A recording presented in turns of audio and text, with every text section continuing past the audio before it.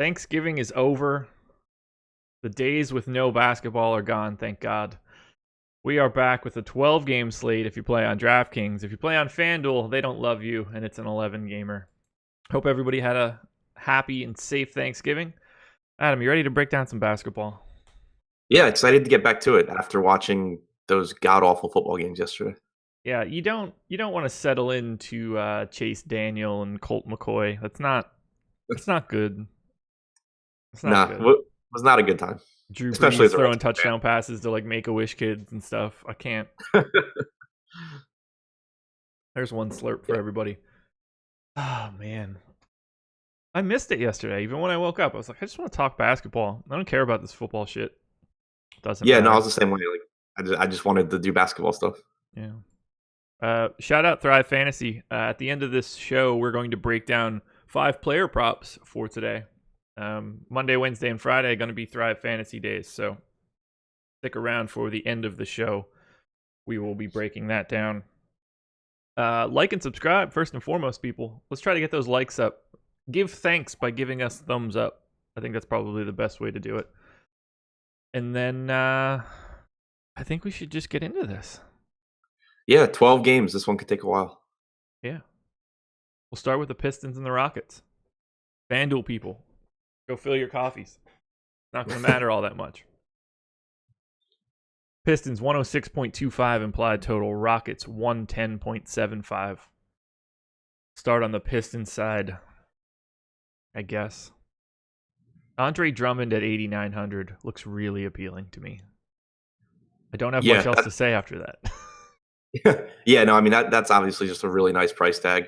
Seeing him dropping to that range makes it a lot easier to get to him. He was 9,400 when these teams played on Wednesday, and there it was like I thought he was too cheap, but there were a ton of options that I liked. Once you get him below 9K, it gets pretty hard not to really prioritize him.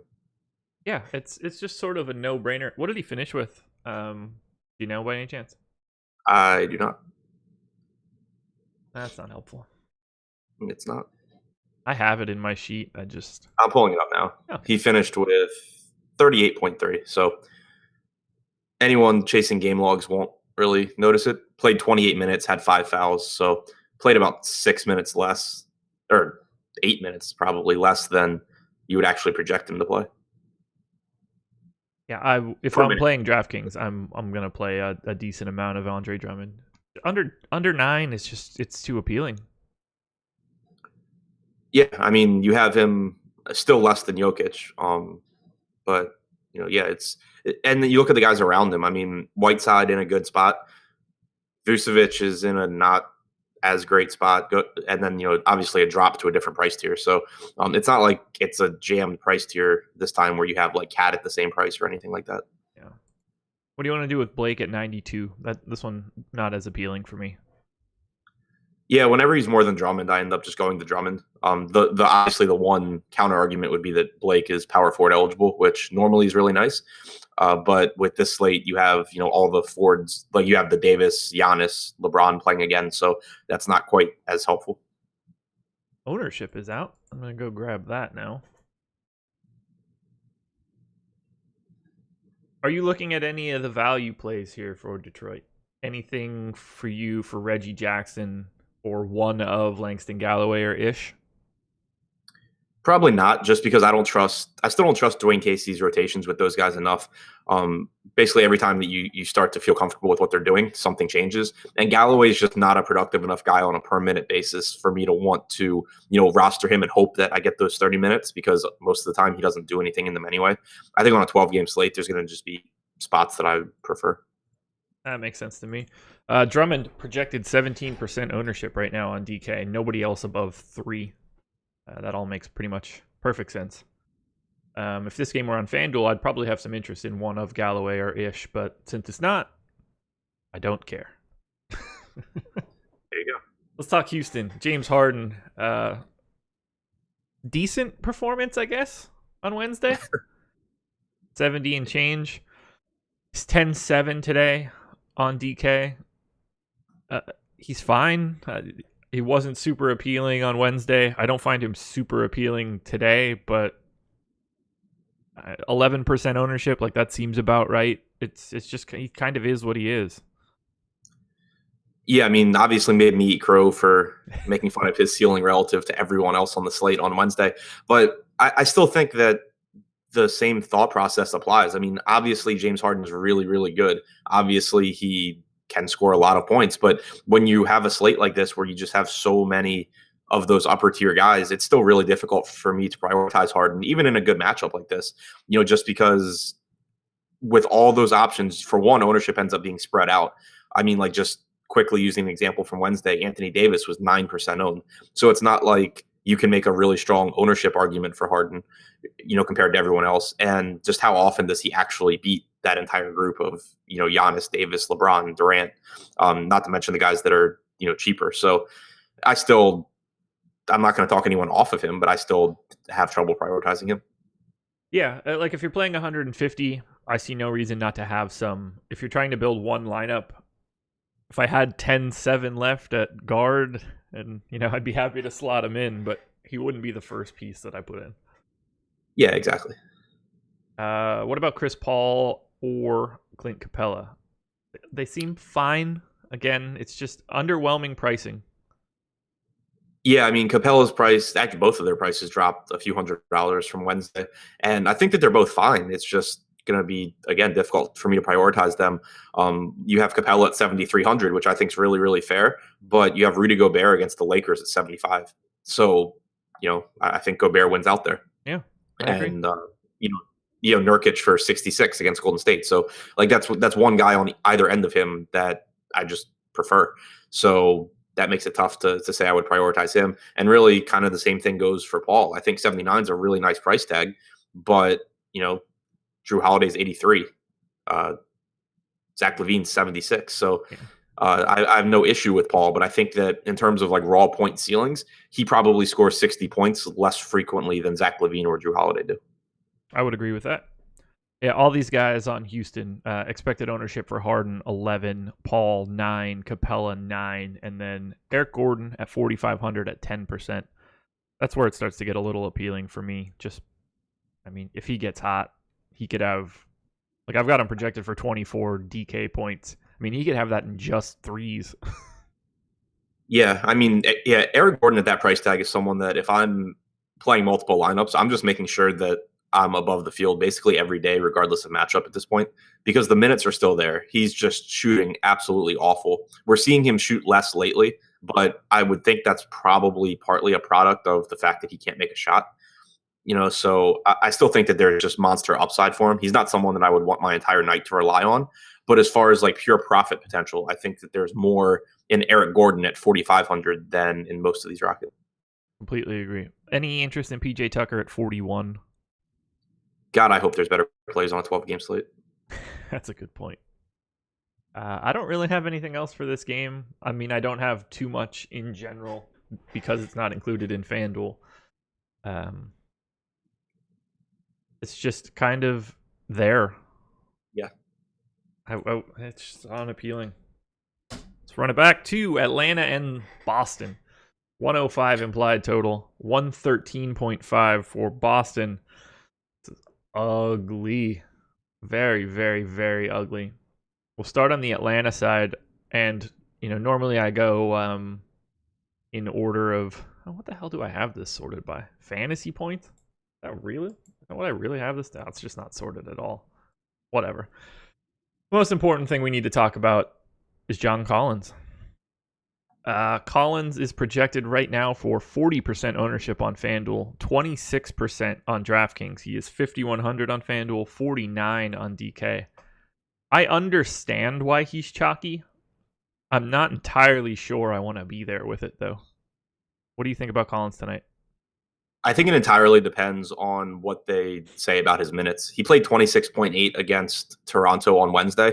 If he's still capped in that 26 to 28 minute range, then I just don't want to play him at high ownership here. Obviously he's very productive when he plays and the price tag's appealing, but it's high ownership for a guy that would only be playing 26 to 28 minutes in a difficult matchup where this game could very easily get out of hand, and you assume that he'd be one of the first guys to not play in a blowout. Then again, he did play significant fourth quarter minutes against Toronto, so maybe that's not accurate. But either way, I don't like playing capped minute guys at high ownership. I agree. But if we get news that he played 27 minutes against Toronto and now he's good to play his full workload and get 33, 34 minutes here, then it just kind of becomes a guy where I'd be more willing to suck it up and just roster him at high ownership because he is such a productive guy on a permanent basis, and the price tag is just cheap. Yeah, I put him in for 26 minutes, and I only got 4% of him on FanDuel, and we're getting 40, and that's usually not a case for me. I'm surprised that I didn't get a ton more. So unless we hear something that he is full on ready to go, I will not have anywhere near the 40% that people have on FanDuel. Yeah, I mean, that makes sense. Just like looking at my baseline stuff, if I put him at 32 minutes, like where they basically take away his minute restriction, he just absolutely blows away his DraftKings price tag. Yeah. If I put him at 26, then he comes in as, a good but completely fadeable play. Yep. I think we're on the same page there. What do you think about Trae Young, 7,300 on FanDuel, 6,700 on DK? Not getting any love from an ownership perspective, but this is not a great matchup. Yeah, I mean, it's kind of the same thing I always say about Trae Young. Like, he clearly has upside at this price, but you have to understand the massive risk that you're taking on if you roster him because of how inconsistent his minutes are and how inconsistent the minutes for everyone on Atlanta are. And then you factor in that a lot of the playing time for these guys is dependent on how they're playing, which is nice in tournaments because if you have Young playing really well, you can assume that he's going to get his minutes. But if the team is playing poorly, which is very likely against Boston, you just get these, line changes and you get 22 to 24 minutes out of Trae Young. So you just have to understand you're taking a monster risk and expose yourself accordingly. Do you want to expose yourself to any Hawks? No, I don't think so. Okay.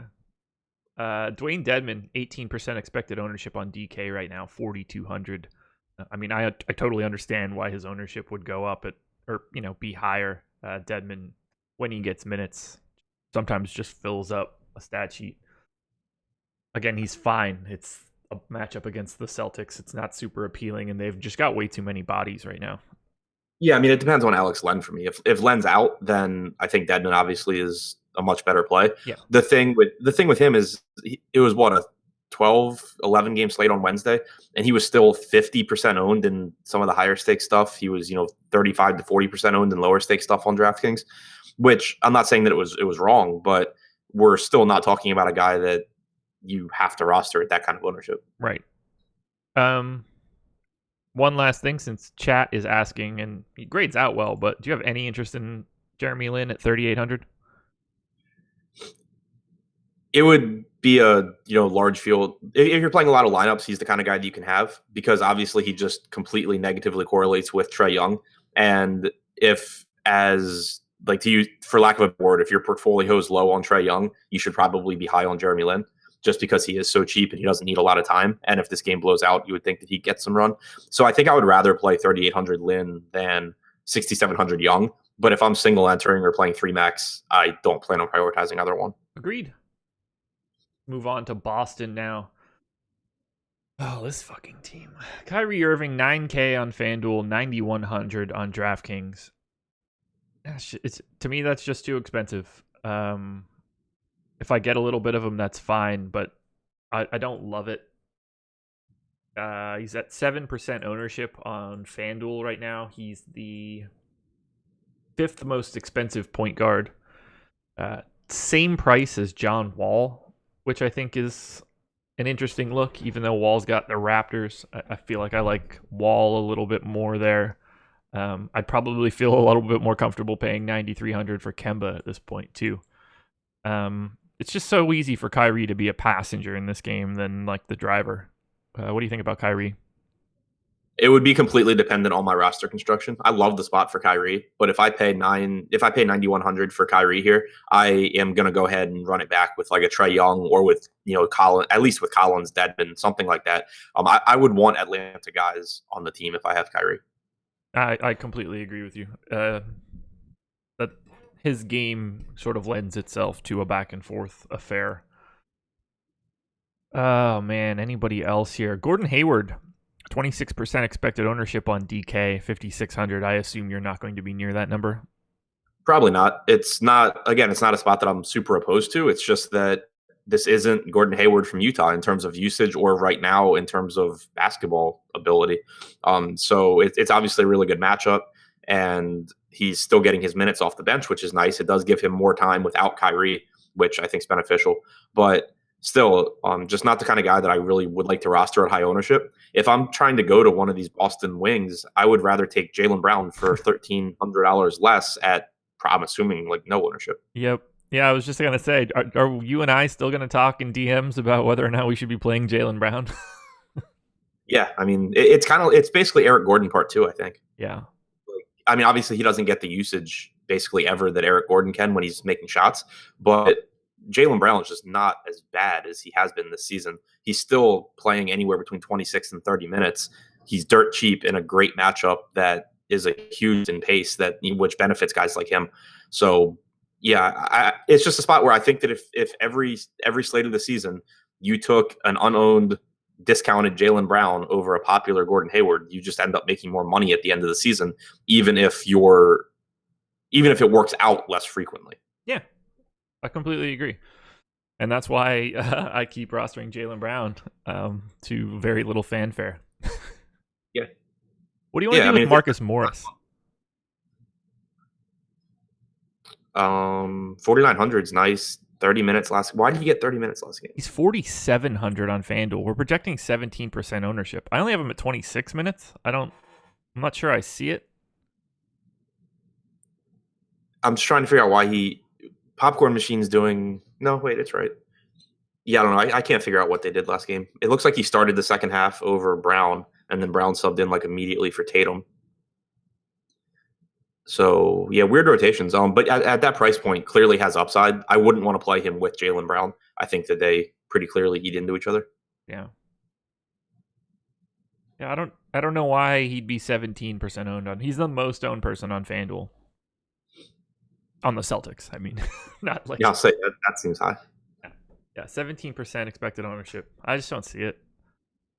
I understand it, but I don't see it. I'll have a couple shares of Terry Rozier. I'm playing 150 today, so again, if things go well and he can be on the floor late, he's 3,900, makes for an easy drop. Come on, Scary Terry, get it done. Anything else here? Horford, 5,800 on him is pretty nice, I think. Yeah, I mean, he grades out as the best DK value. His health is a little up in the air. I expect him to play, but not fully healthy. But yeah, 5,800 for Al Horford is a nice price. DraftKings expected ownership, which might be the reason that we're getting Marcus Morris so high. Horford on both sites, 0. That's interesting. But yeah, I mean, obviously questionable. If he doesn't play, don't play him. But yeah. Thanks for that hot take, man. I do what I can. But no, I mean, if you're going to get 32 to 35 minutes from Al Horford against the Hawks, I think that's pretty appealing. Yeah, this is the quote from Roto World is the best quote. Horford briefly exited Wednesday's game, but didn't appear limited while on the court. He might be closer to probable, but then again, Boston can play it safe against the 3-15 Hawks. Right. I think that sums it up perfectly. I'm not paying it. Look, if we find out that Al Horford is out at 2:00, tune into the deeper dive at 5. Yeah. I don't need to hide. Yeah, I mean, we don't need to hypothesize on garbage like that. Right. Yeah. Play 3K Daniel Tyson. You're probably good. Yep. Easy to do. Moving on. Knicks and Pels. Knicks 114.75 implied total. Pelicans 121.75. 7-point favorites in New York. Biggest total on the slate. We're going to start with New York. Lots of value to be had here. We probably need to talk a little bit about their rotations. I don't have any particular hot takes for Tim Hardaway, who would have been the first guy. It's the same story as it usually is for me. Like, he's a GPP play. I don't focus on him, but he's going to shoot like crazy. I think we need to talk more about guys like Chalk Trey Burke, 39% expected ownership on both sites, or Chalk Noah Vonleh. Talk to me about New York. What do you trust? What don't you trust? I trust Tim Hardaway to play about 36, at least 34 to 36 minutes. I obviously trust that. That's like the one constant from the season. Yeah. Beyond that, we've gotten a couple of games of this new lineup, and we kind of have an idea of what we're looking at, I guess. But one thing that stands out to me from their game against Boston is Noah Vonleh did get time at the 5, which I was not expecting at all. I was expecting Cantor and Mitchell Robinson to split the time like they have been recently. Yeah. But that didn't quite happen. You had Enes Kanter sub out at the 3.5-minute mark of the first quarter. Vonleh played the entire quarter, and then Mitchell Robinson came in later. Robinson came in to start the second. Then when he subbed out, you had Vonleh come in for him, get more minutes at the 5 until Cantor came in with 4.5 minutes to go. So again, it's the Knicks. We have no idea if that continues. That did not continue in the second half. The second half, every center minute was played by either Cantor or Robinson. But it's just knowing that it's a possibility is a reason to have a little bit more interest in Vonleh, because I still firmly believe that if he's playing all of his minutes alongside Enes Kanter, that you see him struggle as far as rebounding goes. Probably would still be too cheap if he's going to play 30 minutes a night, but just won't be as effective. But if you're going to get center minutes from him, then it just makes it a completely different story. So definitely interested in Vonleh here. Cantor, again, the minutes, a huge question mark. He only played 23 minutes in that game despite starting. Mitchell Robinson closed out the game. It was a win for the Knicks. I mean, it was just it's not like it was a blowout. So yeah, it's just going to be a fluid rotation. There's no question Cantor has a huge ceiling here. Just know that the minutes are questionable. $6,000 on DraftKings is still probably too cheap. And then Trey Burke, I'd like him at that price tag. Same. Again, it's a guard on the Knicks, but we have seen him be one of the first guards in, basically playing backup point guard to Moutier.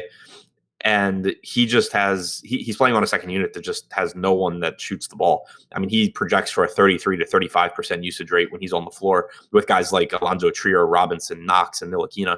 So we know he's not hesitant to take shots. They may or may not go in, but he's still cheap enough that if you're going to project him even for like 24 minutes with a 35% usage rate, he's going to come out as a good play. Then you factor in that the guy he's splitting minutes with is Emmanuel Moutier. And if Burke's making his shots, Burke's going to play.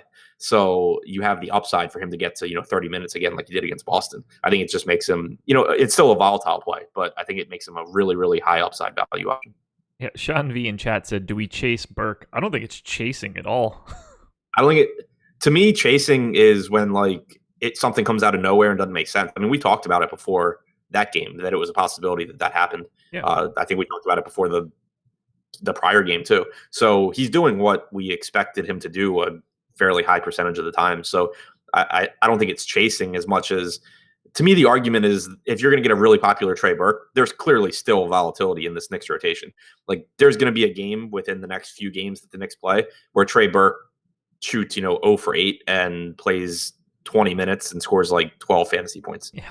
So that's the risk you're taking, rostering him at high ownership. But this kind of ceiling is very, very clearly a distinct possibility with the way they're playing right now. For 4,900 on FanDuel, 4,400 on DK. It's hard to avoid. Ooh, I hear myself a little bit. Do you have your speakers up? We're good now. It's not echoing. Whatever happened to corrected itself. What do you have? I would probably 24. Okay. As a medium projection, I'd go with 24. I would just split him and Moutier. But if you're making tournament projections, this is definitely a spot where I would consider bumping Burke to like 30 because if he plays well, that's what he's probably going to get. Yeah, I have him at 29 right now. Yeah, just make sure you don't play him with Moutier. Yeah. But even if I have him at 26 minutes, if I bump his usage up to like 34%, he still just comes in as a ridiculously good play.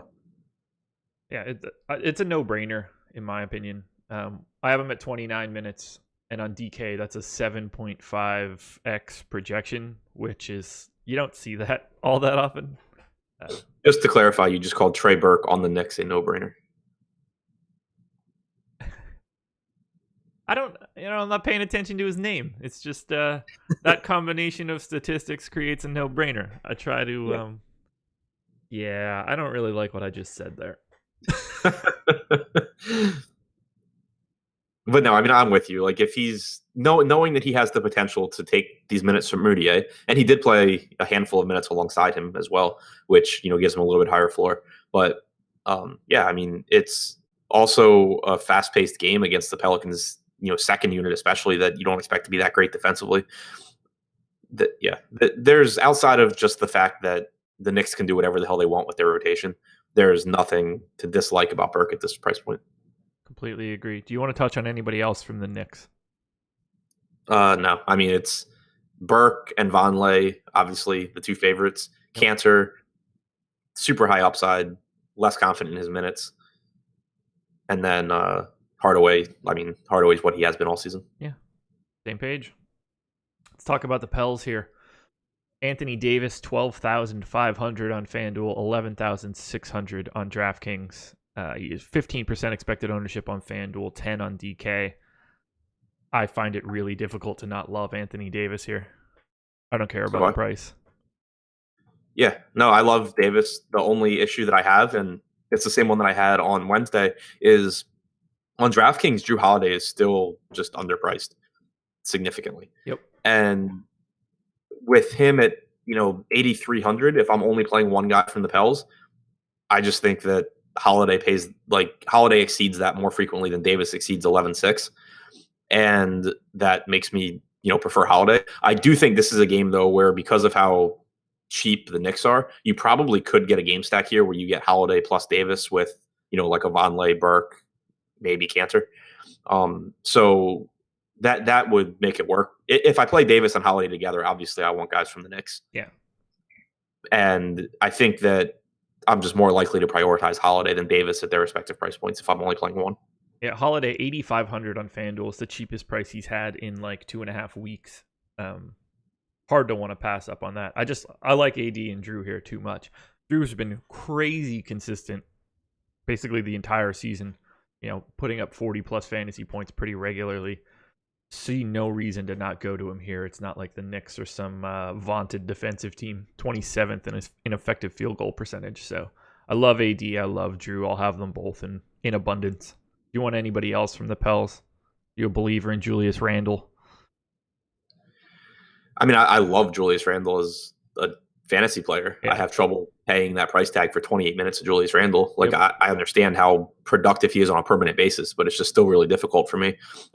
Same really for Etuan Moore. Like, the minutes are there. He's been shooting really well lately, but he was great in the low fours, not so much in the low fives. Yeah. Now it just feels like you're paying for his phenomenal shooting over the last week and a half, 2 weeks. Yeah. Nico? I just wanted to clarify one thing I said about Burke about going against the Pels second unit defense. Jrue Holiday does play with that unit, so it's not a great matchup for Burke, assuming that he does see a bunch of Jrue Holiday. Yeah. Not that changes a lot. Just wanted to clarify that. Does Hardaway play on that second unit at all for the Knicks? Does he stay in sort of like Jrue? Because that's really the tell. Like, that's the right. They would be more likely to put Jrue on Hardaway if he was there, right? Yeah. So Hardaway plays part of it basically. Like, okay. He played Burke against Boston. Burke subbed in at the 5-minute mark of the first and the third quarter, and Hardaway he played the entire first quarter. He played until 3 minutes left in the third quarter. So you get some time with both of them, and then you get Burke out there without him when Jrue is still out there. So I agree with you. Like, you'll see probably Jrue on Hardaway when Hardaway's out there, and then he'll probably switch over to Burke. Okay. Yeah, I was going to say, I don't think Jrue needs to be locking down Trey Burke for all that long if Hardaway's out on the floor. When push comes to shove, it's still Trey Burke. Yeah, no, I was thinking more along the lines of the Trier, Robinson, Knox, Ntilikina unit. Gotcha. Anybody else you want to touch on from the Pels?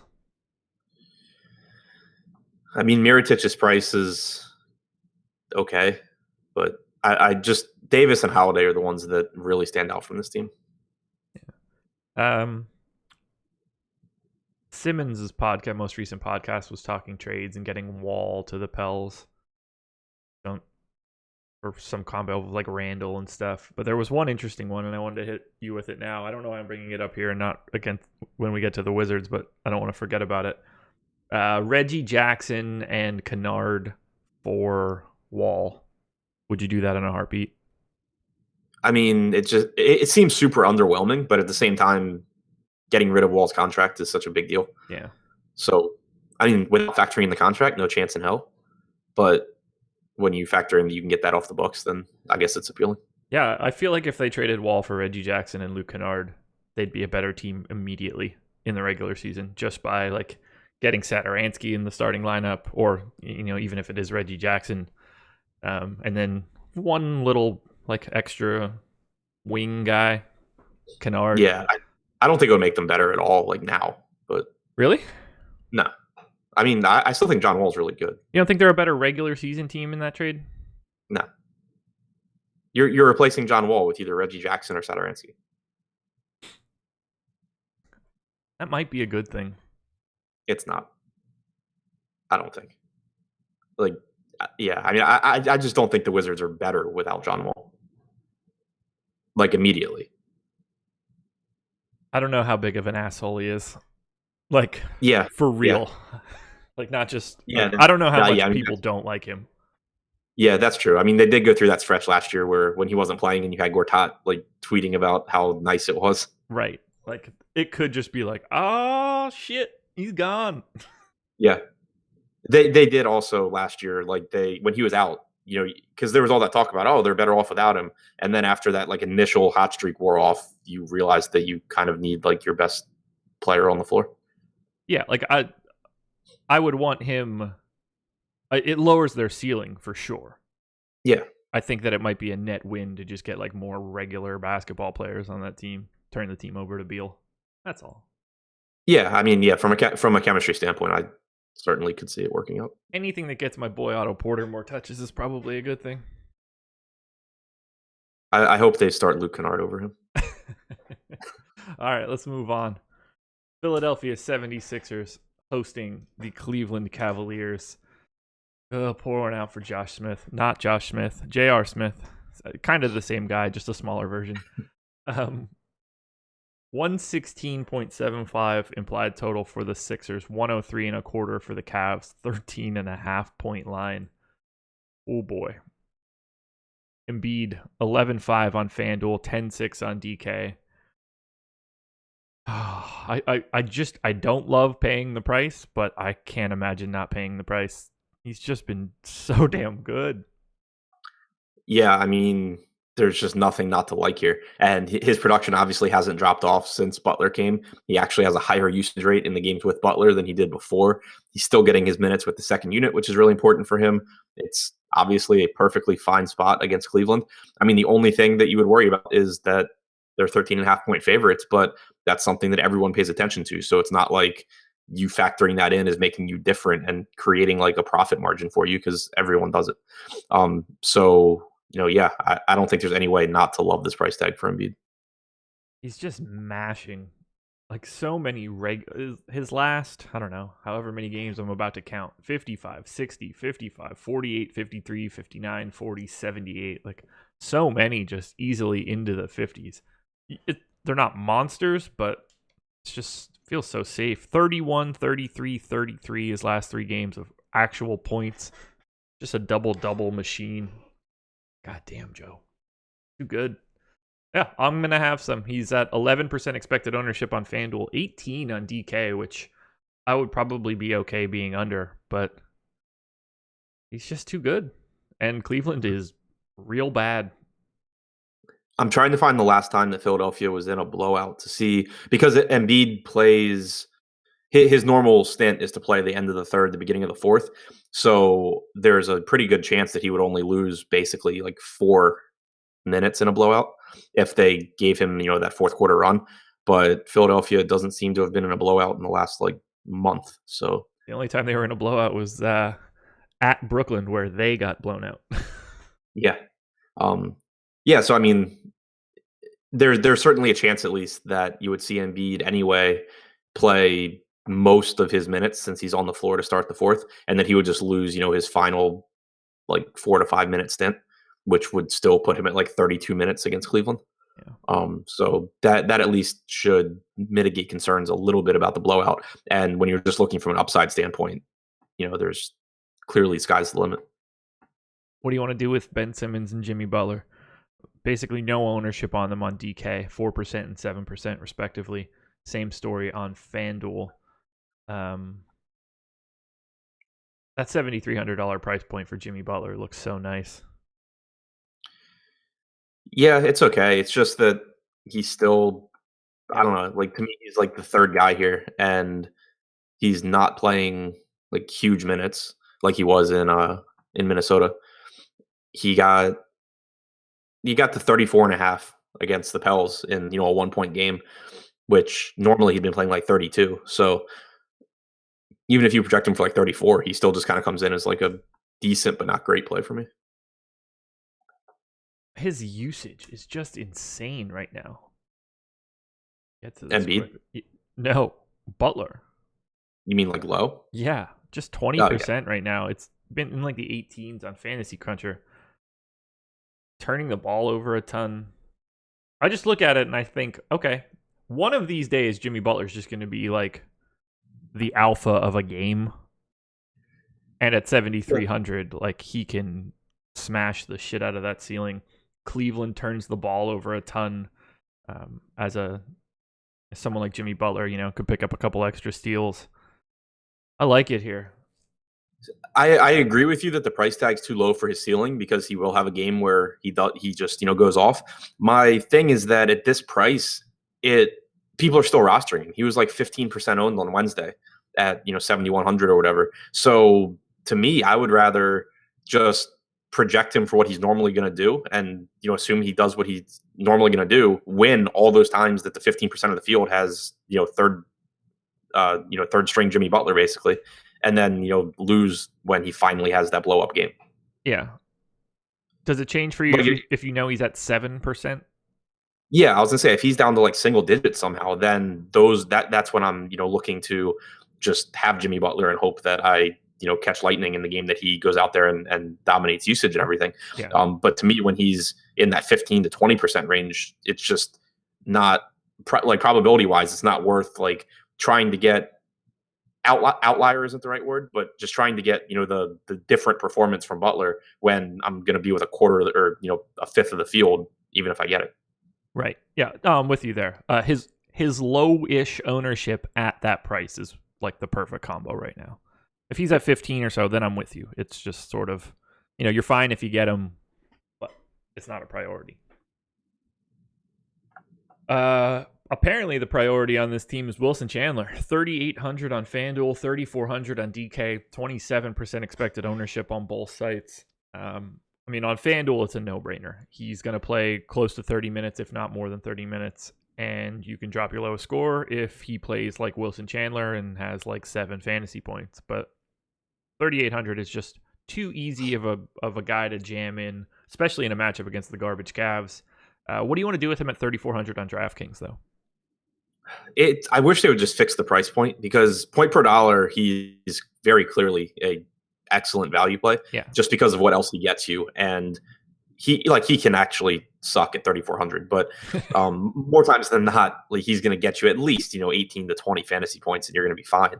From a tournament standpoint, though, I just don't really want to do it because I'm sure he will be popular. He wasn't as popular as I thought he would be last game, but assuming he's going to be popular, he's just not the kind of punt play that I like to go to because him getting to like 30 raw points is still just such an outlier performance, even if he plays 32 minutes, that it still, to me, is, especially on big slates like this where there are a ton of options, you're kind of wasting a roster spot as far as getting raw points into your lineup to try and win a tournament.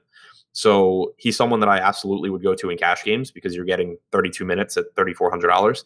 But assuming that he projects for high ownership in tournaments, I'd rather either find someone else in his price range who doesn't project as good a point per dollar play, but has more upside, like more volatility, or just stay out of that price range entirely. Yeah, I get it. I assume you'd have a different stance on FanDuel, though. You'd be much more likely to jam him in. Yeah, because you can just drop him there and he's not wasting a roster spot for you. Right. Okay. Do you want to touch on anybody else on Philly? My wife just called me, so I hope that you do. Yeah. I was just going to expand on the Chandler thoughts for a second. Like, if you're trying to score, let's say like 360 points on DraftKings, point per dollar only gets you so far. And Wilson Chandler, with being literally like an 8% usage guy, it just would take such an absurd performance for him to like be scoring points plus getting steals plus getting, rebounds and everything for him to give you like 35 fantasy points. And to get the 360, you really do need like everyone kind of to go off. So that's why I'm more opposed to him in tournaments than in cash games where point per dollar matters a lot more. JJ Redick, I think, is still appealing at 5,200 though. He should get more open looks with this group out there. His usage hasn't really suffered. He's still up around 23.5%. Still playing 30 plus minutes. Played 36 against the Pels. So yeah, I mean, I think that JJ Redick at 5,200 is a really good play. He also was like completely overlooked on Wednesday. Yeah, I feel like he doesn't get nearly the respect that he deserves now as a part of this team. It's just it kind of fits him perfect. He should just get open look after open look. And if he's not, someone else is going ham. Right. I was actually kind of surprised. I was talking about it with Lofty before the last game. So going into the last game, and I haven't looked at it since, but he had like a 67% true shooting percentage since Jimmy Butler came over, which obviously is higher than it's going to stabilize at. But it also wasn't really surprising to see him making a bunch of shots now that they have another piece to get him open looks. But his wide open looks per game had gone down. His open looks had gone up. So it kind of seemed like it was probably just a factor of 3 games and it'll cancel out. But I would expect going forward JJ Redick to get plenty of open looks, and we know that he's just a knockdown shooter. Let me know how much this stat matters to you. Sean V says the 76ers have covered 10 of their last 13 home games against the Cavs. How do you work that in? I pretend LeBron's still on the Cavs and that the Sixers are probably home underdogs, and then I do nothing with it. Yeah. 13 home games ago, LeBron might have been in Miami. Yeah, that's actually entirely possible. They didn't have Ben Simmons playing, that's for sure. Nope. No, they did or not. Embiid. They didn't have Embiid. Quality stats. Thanks, Sean V. Let's talk about Cleveland, I guess. We'll start with Colin Sexton, 5,700 on FanDuel, 5,200 on DK. I'm not getting him, and neither is the public. Should we be? He's really been projecting lower for me than I would like because I've kept wanting to play him, and then I just don't get him. The minutes are nice. I don't know. Still probably won't end up prioritizing him. Same. One guy that I think is going to get prioritized pretty heavily, and if I'm on him, it means that something is looking better because I haven't had him all season, even when he's been heavy chalk. Cedi Osman, 4,900 on FanDuel, 4,300 on DraftKings. And he's getting some love on DK at that price point, 24% expected ownership. What do you do with Cedi here? He played 42 minutes against the Lakers. Larry Nance played 0 minutes at the 4. He went back to being the backup center entirely, which that was, I had no idea how they were going to handle that. And that's why I'd only been able to project Cedi at like 32 or 34 minutes. You don't have J.R. Smith there. So Kyle Korver didn't play in this game. You don't have J.R. Smith there anymore. You have Larry Nance not playing the 4. So it's not saying he's going to play 42 minutes again, but I think we can start projecting Cedi for 36 with the upside for more minutes, not points. But, it just makes him a pretty clear value play at sub 5K on both sides. Yeah, I got 47% on FanDuel, and that's like the first time that I've gotten Cedi all year. I was like, whoa, what's happening here? And then I realized, I'm like, oh yeah, he's gonna play out the ass and it costs less than 5K. Yeah, Larry Nance not playing the 4 is just a huge deal for his minutes. Yeah, he's completely unplayable, I would say, at this point, if he's only going to play 20 minutes. And yeah, Nance for sure. Yeah. I just meant it opens the door for Cedi to play as much as possible. Yeah. Rodney Hood, 4,700 on FanDuel, 4,400 on DK. I hate that I like him, but I mean, maybe it's a minutes thing. What do you have Rodney Hood's minutes projected for? 32, and that's trying to be kind of favorable. Like he played 34 against the Lakers. Yeah. And I think he should benefit too from JR not being there. But for the most part this year, we've seen him around 30. So I don't really want to project him too much higher than like 32. Yeah, I've got him at 31, and he is just flying off the page for me. I can't I can't not get enough of Rodney Hood. Uh, so this is completely unrelated to the specifics of the team. I do a weighted points per minute calculation for each team based on whatever I have projected in their normal rates, just to see like a quality versus quality thing. Philly at 1.03 points per minute as a team based on the minutes I have projected. Cleveland at 0.86. Everybody's just garbage. Yeah. Oh my God. Yeah, they're bad. They're so bad. I'm going to assume you're done on Cleveland. Jordan Clarkson, I don't trust at those prices. And David Nwaba is David Nwaba. Yeah. I'm not as high on Hood as you. He's just not projecting as well for me. What do you have him projected for? 24.9 DK. Okay. There you go. I have him at 26.6. Yeah. He's another one. He never really pops up in one. He's one that does for me, like more than he's supposed to. Yeah. Yeah. Him and Sexton both, like they actually come in lower than I would like because with their minutes and with their prices, I would like to have them in tournaments and I just end up like either having to force them in or I just end up not getting them. Anything else for this game? No. Moving on to the big one, which I'm pretty excited to watch because these teams generally hate each other. Toronto Raptors hosting the Washington Wizards. The invigorated Washington Wizards coming off that Clippers game. 119.25 implied total for the Raptors, 108.75 for the Wiz. It's not a good line for the Wizards of Washington. We'll start in Toronto. By all accounts, they're going to have everybody healthy and back. So Kawhi, 9,800 on FanDuel, 9,300 on DK. I have a little bit, nothing crazy. He's there today. Yeah, I agree with that. Just not with all those stars on this slate and with the mid range, it's back to where I feel like I can either spend a little bit more money and get a higher ceiling, or spend less money and get a very similar ceiling. Like it would be very, very difficult for me to justify paying $1,000 more for Kawhi than for Drew Holiday. I completely agree. Let's talk chalk. Kyle Lowry, 8K on FanDuel, 25% expected ownership, also 8K on DK and 13%. What do you think of Lowry on FanDuel at that price point? What was he on FanDuel? 8, same price. Oh yeah, obviously a really, really, really good price tag. He takes a big hit with Kawhi out there. There's no question. Sure, but I mean, he still gets his minutes, assuming the game stays competitive. He still produces plenty. I have him projecting as a good value on DraftKings at 8K, so even better on FanDuel. Absolutely, he's $1,000 cheaper than Wall, $1,000 cheaper than Kyrie, and then you start getting into like $1,300 and $1,400 cheaper than Kemba and Lillard, and that's when it starts to get a little squirrely. But I would much rather have Lowry $1,000 cheaper than both Wall and Irving, I think. Yeah, I agree. Although if he's 25% owned, then we get into a way bigger game theory type discussion. Right, yeah, and I mean that's where the decision for him comes down at. I will say that I'd rather have 8,300 Drew than 8K Lowry. Yes, but also like Drew is shooting guard eligible on DraftKings, so you can probably pretty easily have both. Agreed. With everyone back, does that take all of the shine off of Serge or Siakam? Not all, but a lot. Yeah. I don't have either guy. Yeah, I mean, I like the spot for him. It's just that I have trouble when Kawhi's in. I have trouble paying over 6K for Ibaka to play 28 minutes. Yeah, just because there are so many guys that you can get in that price range. They're going to play like 8 more minutes than that.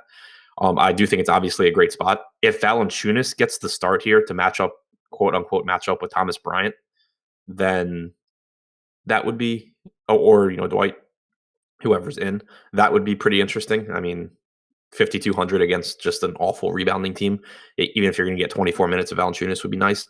But if Ibaka starts, it's just tough for me to pay over 6K for 28 minutes. Does Jonas get more minutes today if we know Dwight's in? I would assume he starts. What happens from there, who the hell knows? Yeah. Hopefully we don't get that news and I can be on him before the news comes out, like Wednesday. Yeah. And then you can have the news come out and then all of the utility of that play is gone. Yeah, I don't know if people even played him, but I think he was like 7% owned on FanDuel, so I was still over, but I was hoping to get him at nothing. Let's see. Anybody else interesting here? It's kind of tough. I mean, it's not like you want to play OG Anunoby now that he's back. Delon Wright is unplayable. I don't think there's anything else on Toronto to talk about. No, I'll just point out, going back to the Lowry chalk thing, like obviously the price tag's nice, but if you actually look at his numbers with Kawhi on this year, they're pretty bad. I mean, he's played 396 minutes alongside Kawhi. He has a 17% usage rate. He's averaged below 1 fantasy point per minute. He's at around 0.9. So, yeah, 0.92 fantasy points per minute.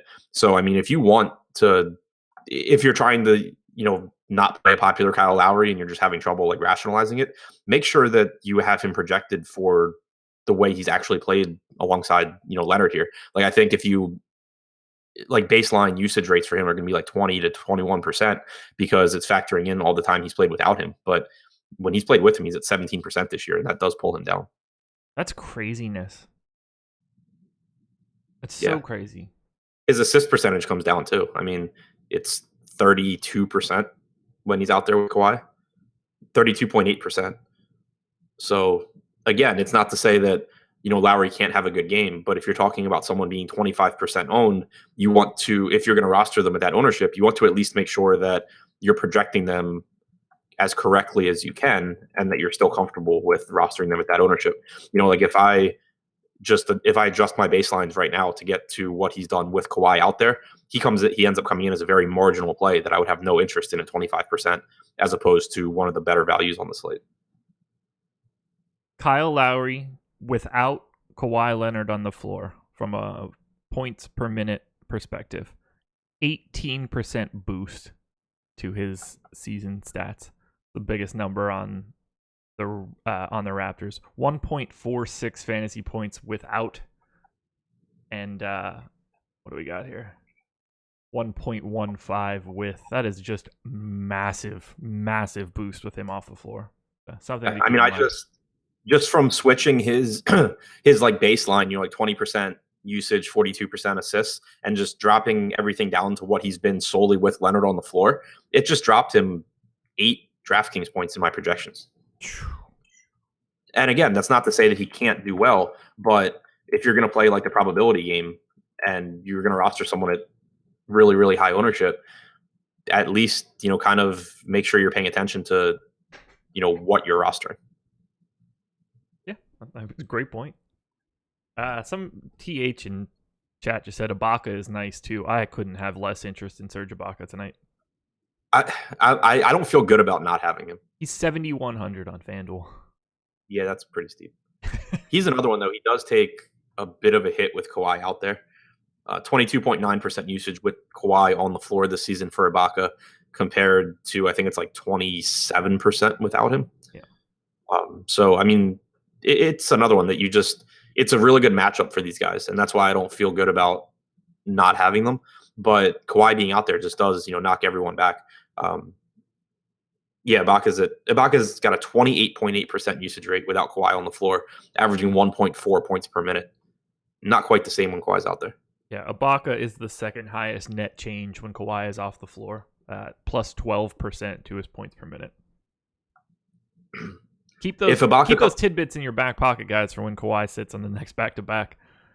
Yeah. I mean, the thing is, if Ibaka comes off the bench, then you would expect him to be incredibly productive against whoever, Jeff Green or Keefe or whoever from Washington. But then you get into the issue of, if Jonas Valanciunas is playing well, how many minutes does Ibaka actually play? Because it's not like he's playing alongside Valanciunas. Yeah. So that becomes the issue. If he's more productive if he comes off the bench, but then you have to get Valanciunas in foul trouble or something so that Ibaka still gets up near 30 minutes.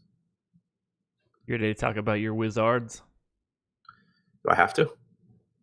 I mean, Otto Porter is projected for 5% ownership on FanDuel, and that's the only guy getting any sort of steam. So we don't really have to. These guys are priced significantly better on FanDuel than they are on DK. So let's get your thoughts. John Wall, 9K on FanDuel, 8,700 on DK. I don't have a problem paying for John Wall at 9,000 on FanDuel. I don't have a problem with it. I don't love it. In general, I don't feel confident in the Wizards today at all, just because, and John Wall's, exception, him and Beal, because they're pretty locked into their roles. But after the last game where they got down, 20 plus in the first quarter for the second game in a row, and then basically Jeff Green and Satoransky brought them back, you had, as expected. after the game, yeah, after the game, you had Scott Brooks talking about how he liked the minutes Thomas Bryant gave him, who he played, I think, 19 minutes. He also talked about how Satoransky is someone that he knows he needs to get more minutes for, but he really needs to put an emphasis on that now. I don't know how he hadn't figured that out in the last 2 or 3 years, but that's beyond the point. Like, I think it's just going to get into a really, really, really messy rotation here of a lot of hot hand and a lot of just trying different things between the, Jeff Green, Kelly Oubre, Otto Porter, Satoransky, Keefe, Austin Rivers. Like, I just think the rotation here is going to get so messy and so unpredictable that on these bigger slates, I'm not sure that I even want to try and guess it correctly. I get that. Wall at 4% ownership projected is the appeal to me. Yeah. Wall and Beal are the two that I would not put in that group because we know what we're going to get from them. Yeah, like I'm not really worried about this matchup for Wall, assuming the game can stay close. Like, Wall will be a reason that happens. So I like being over the field on Wall. Beal not getting a lot of love, 7,700 on both sites, only 2% expected ownership. Again, like, I would like to at least be, if it's 2, I'd be very happy with having 6 and just not paying attention to anything else after that. Yeah. I assume Kawhi probably is on Beal. I would imagine, yeah. Yeah. You mean you're not going to put Kawhi on Otto Porter? I was thinking him or Wall. I don't know, man. Did you see Satoransky play last game? Not really. Yeah. He might be in Kawhi territory now. I didn't fire up much of that game because I assumed it was over and was aggravated because I had a lot of Wizards, and the people that were making the comeback were not guys in my lines. Gotcha. Yeah. Are you projecting Dwight in for right now? For now, yeah. Yeah, okay. So, I don't making sure we're not talking about like Thomas Bryant or anything like that. Right. If I wouldn't be talking about Thomas Bryant anyway, because I think he plays like 18 to 20 minutes. Yeah, agreed. I think that anyone who was projecting Thomas Bryant to play like 30 minutes against the Clippers, that was a pretty big mistake. And this is another game where I just wouldn't expect that to happen, because if you look at the Toronto, like, their centers, their backup center or starting center or whatever, one of their centers is Serge Ibaka, and the Wizards just have this like plethora of stretch 4-5 types that they can run out there.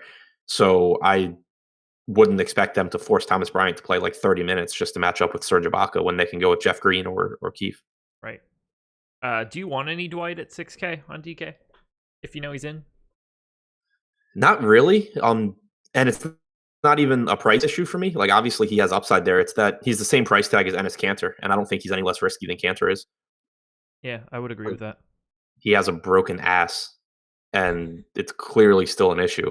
And we still have no idea what Washington's front court rotation is going to look like. So I just really don't think he's any less risky than Kanter is. He's got a broken ass. That one got me. Porter, Oubre, Keefe, Jeff Green, Satoransky. Are you looking at anybody here? No. I mean, if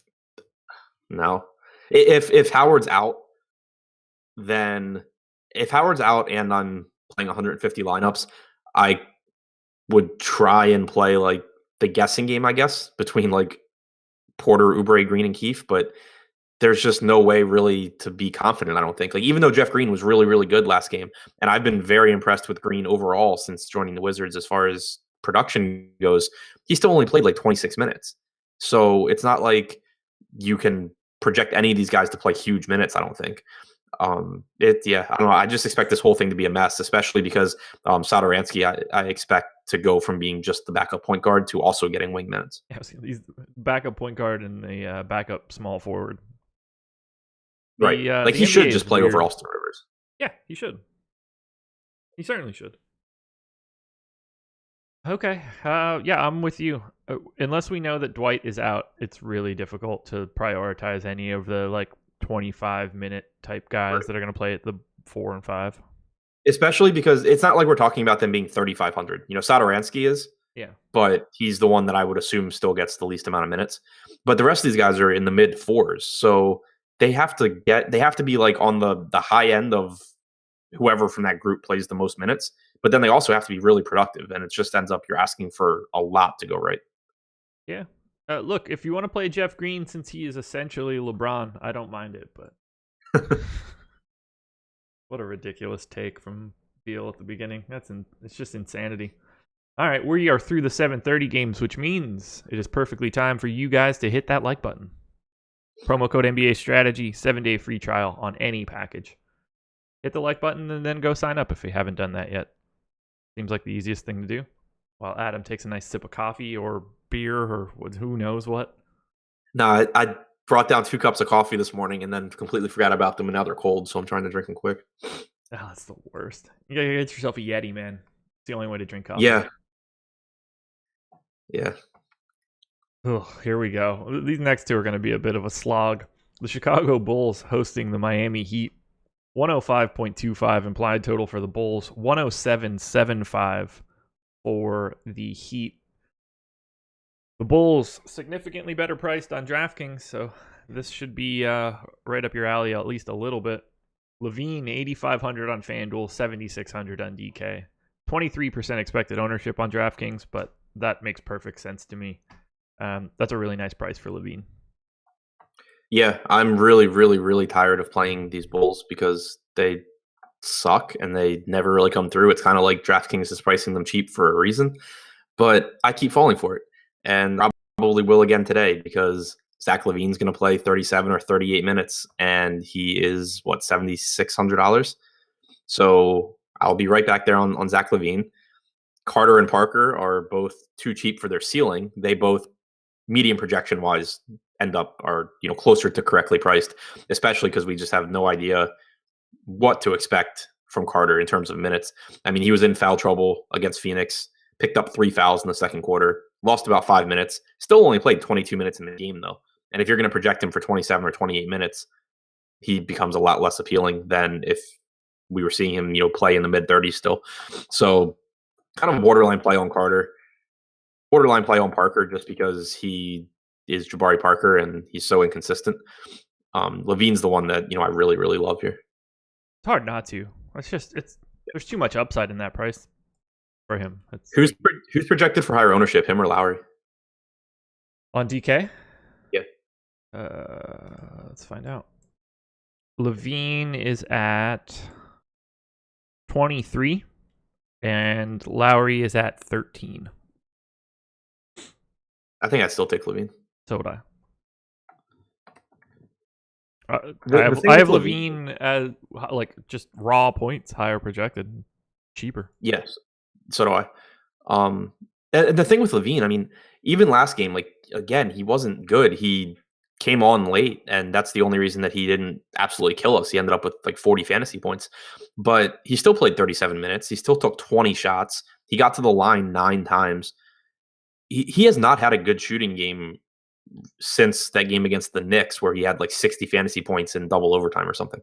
And even then he was 13 for 25, against Phoenix, he was 10 for 20. We haven't seen a game from him where he just makes shots, and not that that's the norm, but that's the kind of outlier performance that you can get from him. I mean, from anyone.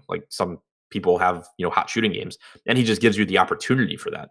And it's so difficult to get that kind of opportunity for, $7,600 that you kind of just live with the inconsistency and the fact that he's on a bad team, and you just keep firing him up. Are people done thinking he's fantastic at basketball yet? I mean, I've rostered the guy every single slate this season. 31.9% right now. Yeah, I mean, he'd be better if he was on a better team too, right? Apparently not. His catch and shoot numbers from 3 are also awful. He's not making anything. And I mean, he was a 38% free throw or 3-point shooter 2 years ago or 3 years ago in Minnesota. I don't know if he's that guy anymore. Yeah. I don't know. It's craziness. Fun to watch though. Frustrating to watch, but fun to watch. Yeah, I Jabari. mean, Go ahead. I'll just gladly keep rostering him at like mid 7K price tags as long as he's going to play 38 minutes and shoot the ball 20 something times. Yeah, I don't need him to be actually good at basketball. Right. Jabari, 6,400 on FanDuel, 5,800 on DK. He had a big one Wednesday, right? Probably. I I was in the middle of pulling it up. Yeah, 50 FanDuel points. Yeah. He had 13 rebounds and 8 assists. He almost triple doubled. Yeah. 20, 13, and 8. Played 40 minutes. That's what happens when you play the Suns. Do we have Chandler Hutchison news today? Probable. Okay. So I would go back to projecting her to play 32 to 34 minutes, not 40. Hutchison being out, like that's his direct backup. Yep. So with him probable, that cuts back a little bit. But I still think that there's upside for Parker here. If you look at his rates playing alongside Levine and Archie, God, I haven't said that name in like 3 days and I forgot how to say it. Alongside Levine and Ryan, they're high. Like he's got like a 25.5, 26% usage rate, but also his rebounding and his assist percentages are reasonably high. So even though he's been really inconsistent, the opportunity's there and the price tag's down. So I'm not opposed to him. It's just you have to live with the inconsistency. And I think he has a much lower floor than Levine does. Yeah, I've been getting a lot of Jabari lately. I only got 5% here. So I'll take what I can get. But Jabari Parker, and I don't totally trust him. What's up with Wendell Carter's minutes? What'd you say? What's up with Wendell Carter's minutes?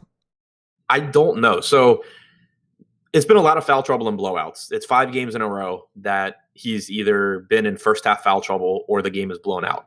And so that has some impact on it. But like 6 games ago against Cleveland, it was a competitive game where Carter did not get in foul trouble. And he played, I think, 26 minutes. We had Robin Lopez. He played like 25 minutes. We had Robin Lopez. I think that might have been the game Lopez rejoined the rotation. It was either that one or the one before. And, Lopez played the rest of the center minutes. And so even in like blowout games recently where he wasn't in foul trouble, it's looked more like he's going to play 28 instead of 36 or something like that. So I'm not really confident in what's going on because it makes no sense to me why they would intentionally play him like 28 minutes and give Lopez 20.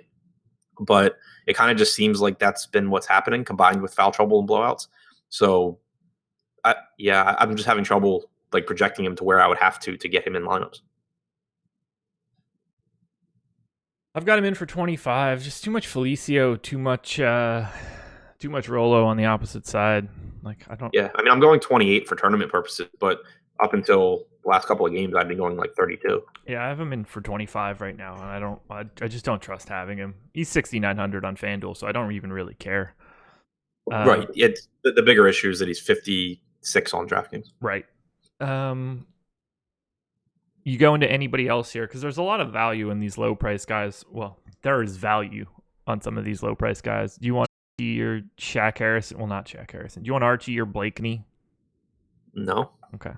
37 and 3,200 respectively. Just throwing that out there. Hutchison being back should knock Blakeney's minutes down a little bit. Most likely. Yeah. And then I mean Archie just whatever. I can probably find better than him at 3,700. You would think. It's pretty much Levine and Parker for me. I have Levine as a better play than Parker, but I have both of them as good plays. Okay. Let's head to Miami now, where there's probably not too much to talk about. Whiteside status up in the air, 8,500 on both sites. I'll get a little bit on FanDuel if I know that he's playing, but I'm not super interested in Whiteside here if he's a little dinged up, especially on DK at that price. Yeah, I mean, he's just so close to like Andre Drummond and price tag now that we know the ceiling that Whiteside has, but even if we assume he's fully healthy and everything, and it's a perfectly fine matchup, you have to actually start thinking about the minutes that he plays because even when he gets, he can get 32 to 34 minutes as long as he stays out of hole and the game stays close. We've seen that this year. But Drummond plays, 36 to 38. And when you're comparing them, they're both obviously very high per minute players, and you end up just getting more playing time on average, a lot more from Andre Drummond. So it makes it really difficult to project Whiteside as highly or in the same ballpark as Drummond. What do we do with all of these like mid-tier wings? Do you play Dwayne Wade? Do you play Magruder? Do you play Wayne Ellington or James Johnson now? I mean, there's a lot of nice pricing here. Yeah, Johnson's minutes. I'm trying to find. There it is. That's not it. I had their game up a second ago. I just can't find it. Johnson still didn't play a ton in their last game. So unless we get news that he's not on a minutes restriction, then it gets really tough for me to actually have interest in him. But with Dragic, Dragic out, and I think Tyler Johnson's still out too, right? Yes. Yeah. So I mean, you're still getting a ton of ball handling for these, for the wings, especially Magruder and Richardson. So it's still an appealing spot for those guys. I think that Magruder in particular, he's really been running a lot of point. Like if you watch that game against Brooklyn, he was bringing the ball up a lot. It was kind of like what we saw from Josh Richardson last season when Dragic would be out. Mm-hmm. This season, I guess because they're relying on Richardson more as a scorer, you're seeing Magruder initiate the offense more. And he's 4,800 on DraftKings. He played 36 minutes against Brooklyn, had the ball in his hands a ton. He's still riding Magruder, so he's not super productive, but it's just a really nice price tag. And then, Richardson, you get a nice usage bump without Dragic. You do get more ball handling responsibilities, and he's affordable at 7,300 as well. So I think those are the two guys that I would be most interested in from Miami. Okay. Yeah, let me hop back to this. I bid on Dwayne Wade on Wednesday when he played 12 minutes or whatever, so that was not great. I'm gonna have some Ellington, 4,200 on FanDuel. Just there's too many minutes there for him, and if it goes bad, you can drop that score.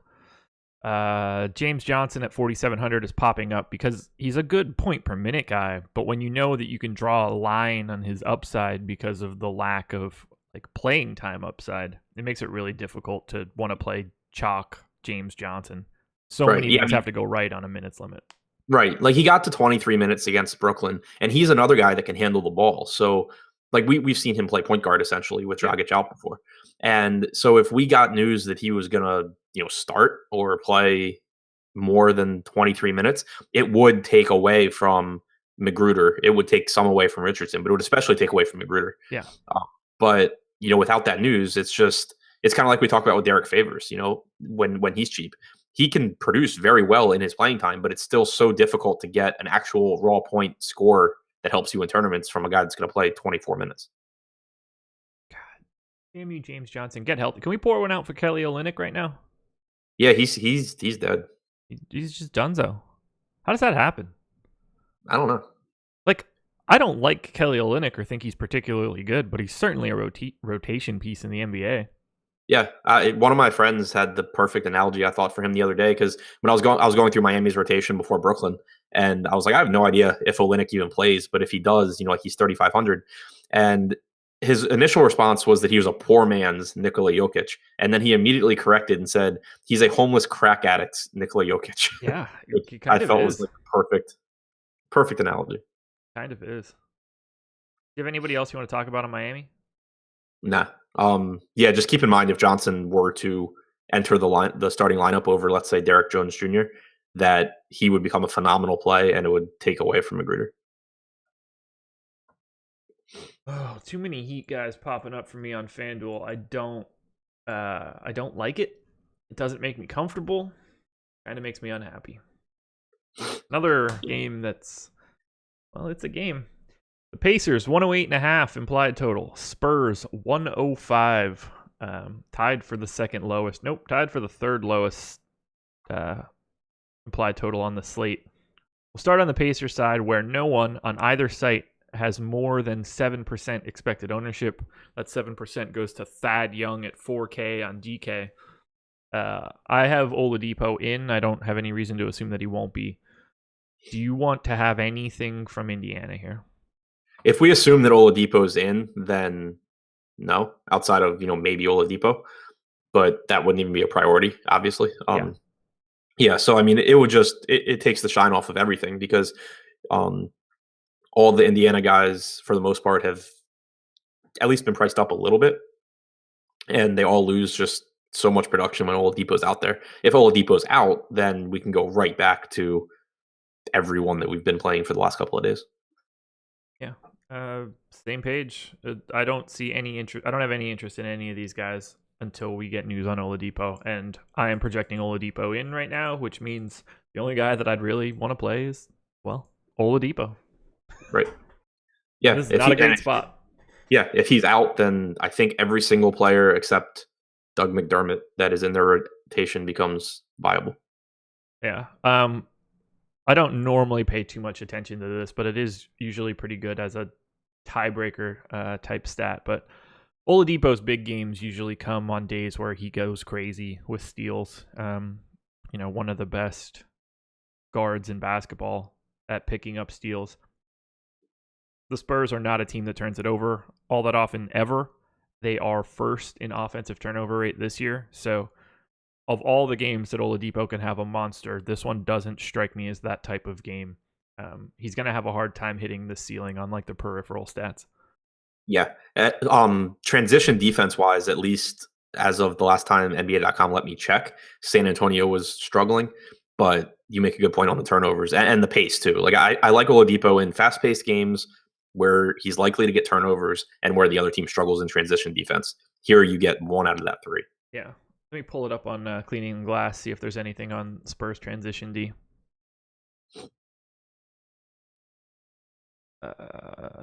They are 25th in the league in points per possession in transition. So not 25th being bad. Right. So they are getting beat in transition pretty regularly this year. 29th in the league off of steals. So, I mean, if they get the steal, if Oladipo gets a steal, chances are that's going to result in a made bucket. Doesn't appear that there's a ton of steals all that often, though. Right. There we go. Anything from the Spurs side? Highest expected ownership is Rudy Gay on FanDuel at 10%. Other than that, no one really crazy. I mean, 7,800 is too cheap for LaMarcus Aldridge in a vacuum, but he has been not great. So I don't know. I don't really have any interest in San Antonio either. Yeah, Rudy Gay is the one that I'm interested in. I mean, he's still only 5,600 on DraftKings. Played 34 and a half minutes last game. He's shooting. It's not like he's just out there standing around. He actually takes some usage away from DeRozan and Aldridge when he's on the floor. So him seemingly being fully healthy and playing his full minutes, and he hasn't really been that popular on DraftKings either. I think just makes him a really good play.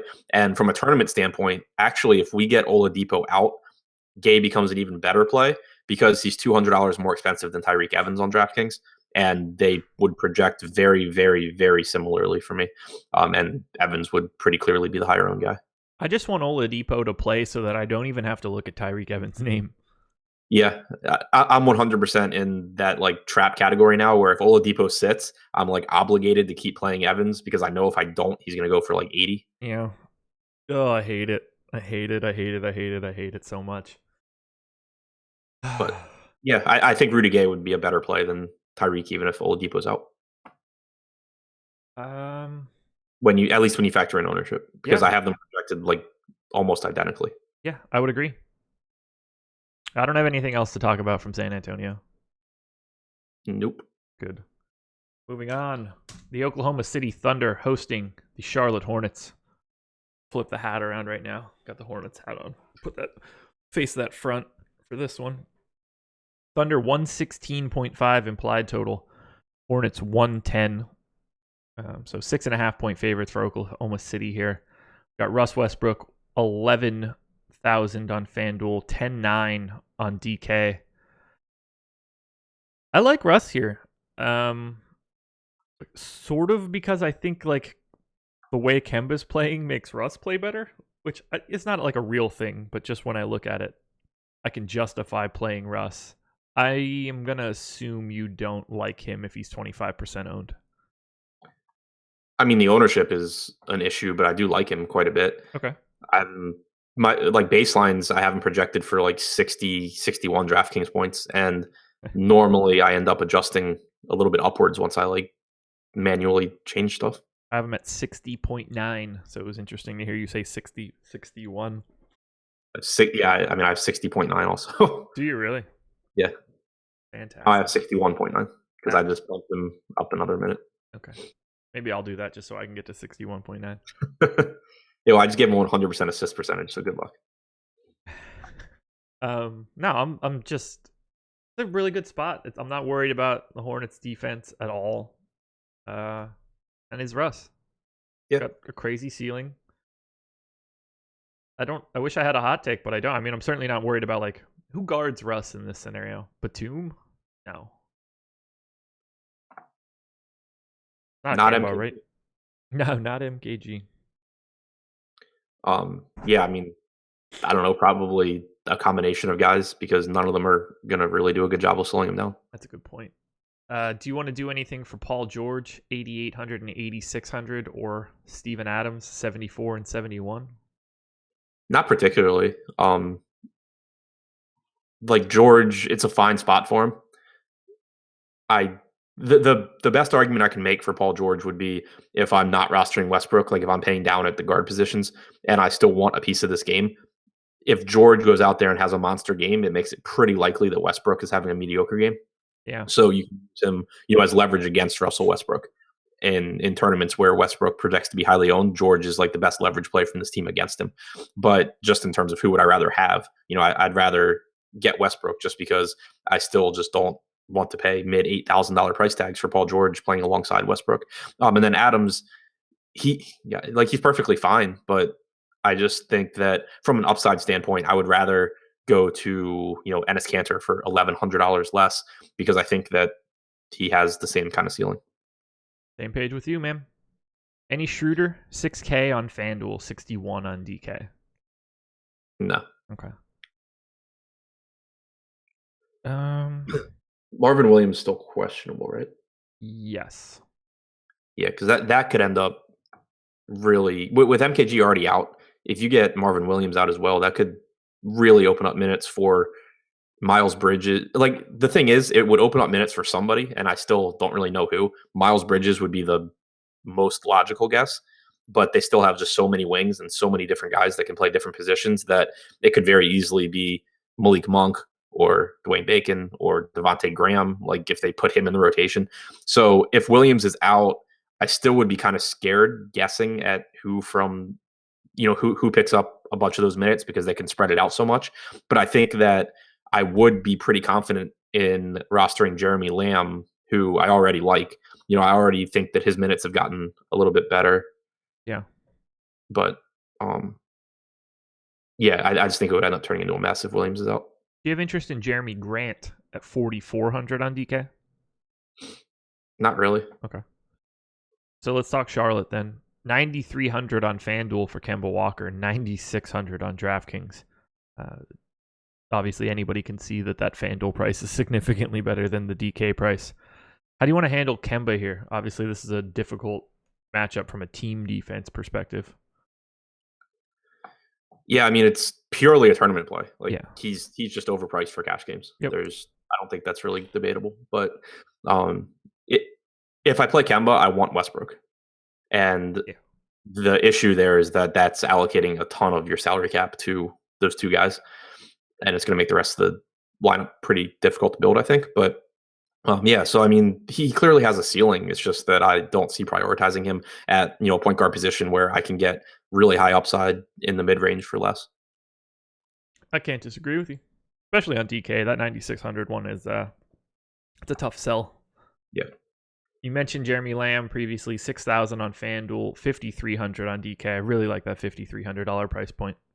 Yeah, so do I. I kind of got sidetracked and started going into Charlotte, but I think that Lamb, he benefits from Kid Gilchrist being out because it just it's one less guy that he has to compete with for minutes as far as, just wing minutes in general.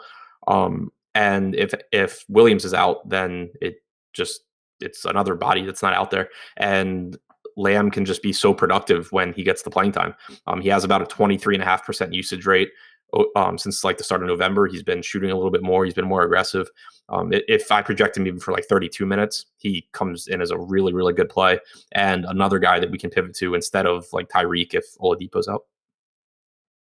Have you been playing any Cody Zeller at all? 4,100 right now on DK. Has been getting solid minutes. As a point per dollar guy, that's a really nice price point for him. Yeah, he always pops in my projections, and I always kind of just don't play him because I question his ceiling. But on a point per dollar basis, I agree completely.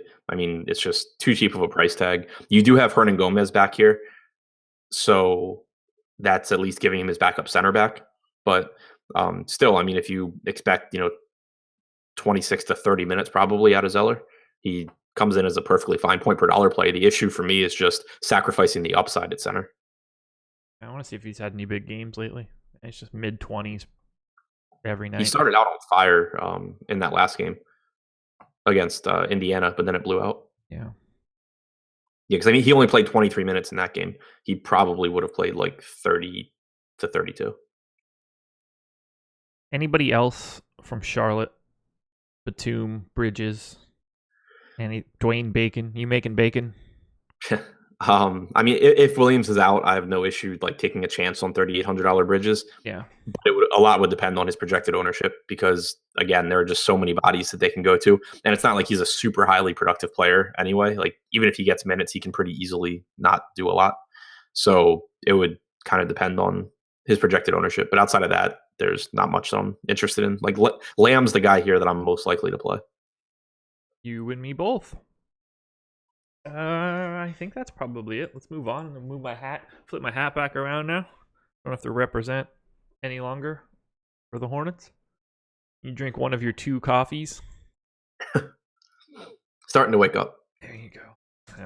I got up at 5:45, so I hate myself. I tried. Not 5:45. I tried for 7:30.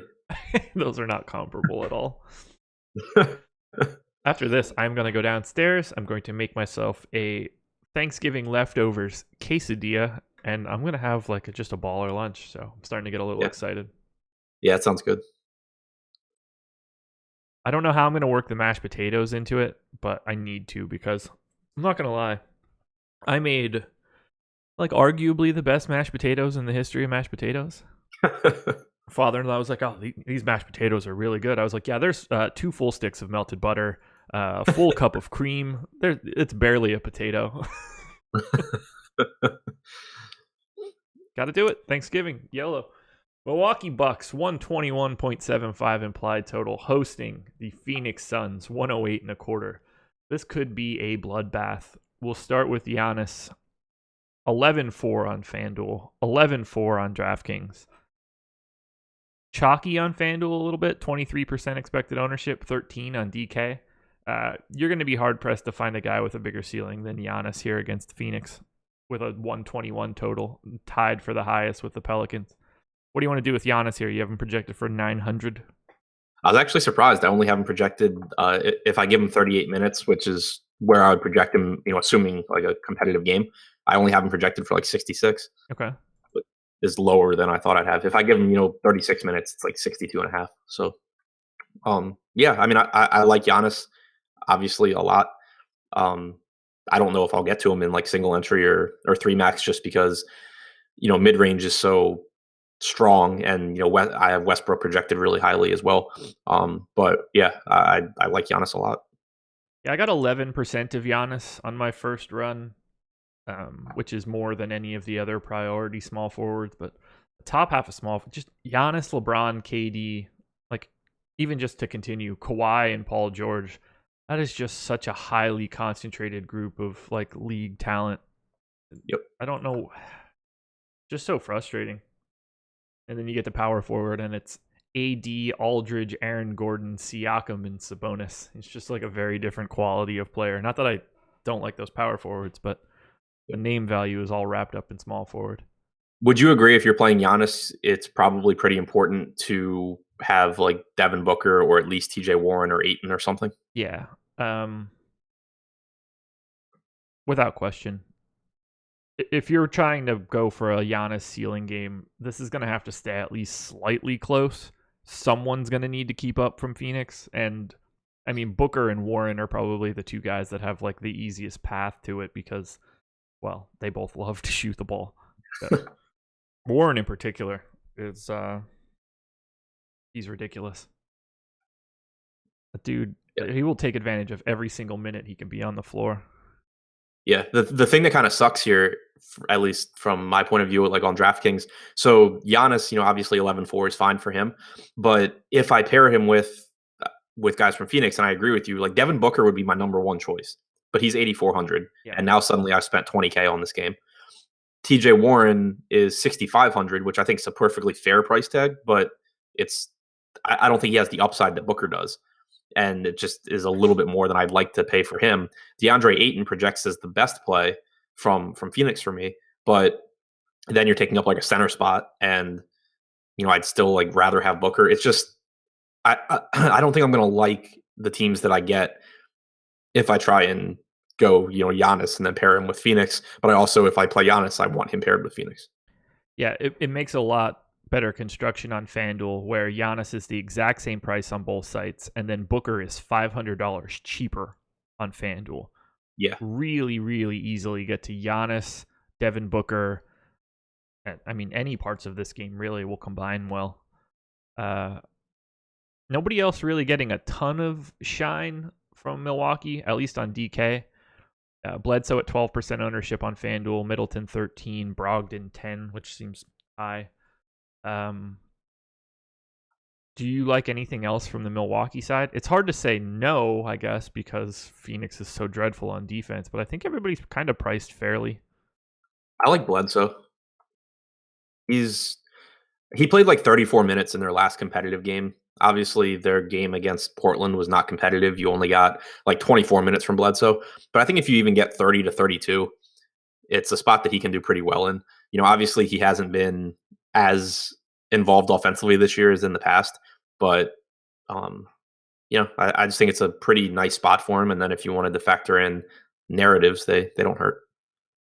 No, not at all. I play Bledsoe generally more than I would say most people do. But today, I only got 4% on my first crunch on FanDuel, and we're projecting 12. So it's going to be one of them that I pay attention to. Eric Bledsoe coming in on the revenge narrative. We'll see how well that goes. What's Middleton's price on FanDuel? 7,200, same as DK. Yeah, that's really appealing. It really is. Everything, anytime anybody's playing the Suns, it's appealing in some way. Yeah, basically just like going through my baseline projections. If I project this game to stay competitive, everyone on Milwaukee comes out as a great play. Yeah. So how often really does it stay competitive? Well, right. Yeah. I mean, that's the thing. But again, everyone thinks that way. So the point would just be these guys are good plays in tournaments. Just probably, especially if you're going all the way up to Giannis, just bring it back with Devin Booker or at least Ayton or Warren. Or is it more the opposite direction? If you're playing anyone from Phoenix, make sure you're bringing it back with a buck. Yeah, I agree with that also. I think if you play anyone from Phoenix, bring it back with a buck. If you play Giannis, I would want to bring it back with someone from Phoenix. I agree. Because just because of the price point, like Middleton and Bledsoe are cheap enough that they can give you a satisfactory score in 3 quarters. Giannis is really, really unlikely to outscore that entire range of guys in 3 quarters of Durant and LeBron and all those guys. Let's talk about Phoenix for a little bit. These guys have much better pricing on FanDuel. Booker, as I said, 7,900 on FanDuel, 8,400 on DK. I love him here. I wish we would get point book. I assume we won't in this spot, but I hope we do. Yeah. Yeah, I mean, I think that the FanDuel price is great regardless. DraftKings, obviously, if we get point Booker, then I like him more. It'll be tough for me to prioritize him on DraftKings just because he's $800 more than Zach LaVine. He's $400 more than Lowry, who I don't even really like that much, but he's $400 more than Lowry. He's $100 more than Drew. It's going to be really tough for me to prioritize Devin Booker. It will get easier if we get point Booker, though. You want any Ayton, 6,800 or 6,400? Yeah, he's the guy that actually projects best for me from Phoenix. I just think it's a really good spot. And unlike Wendell Carter, he actually tends to play minutes when he's not in foul trouble. So, I do like the spot for DeAndre Ayton. I love the matchup against Milwaukee.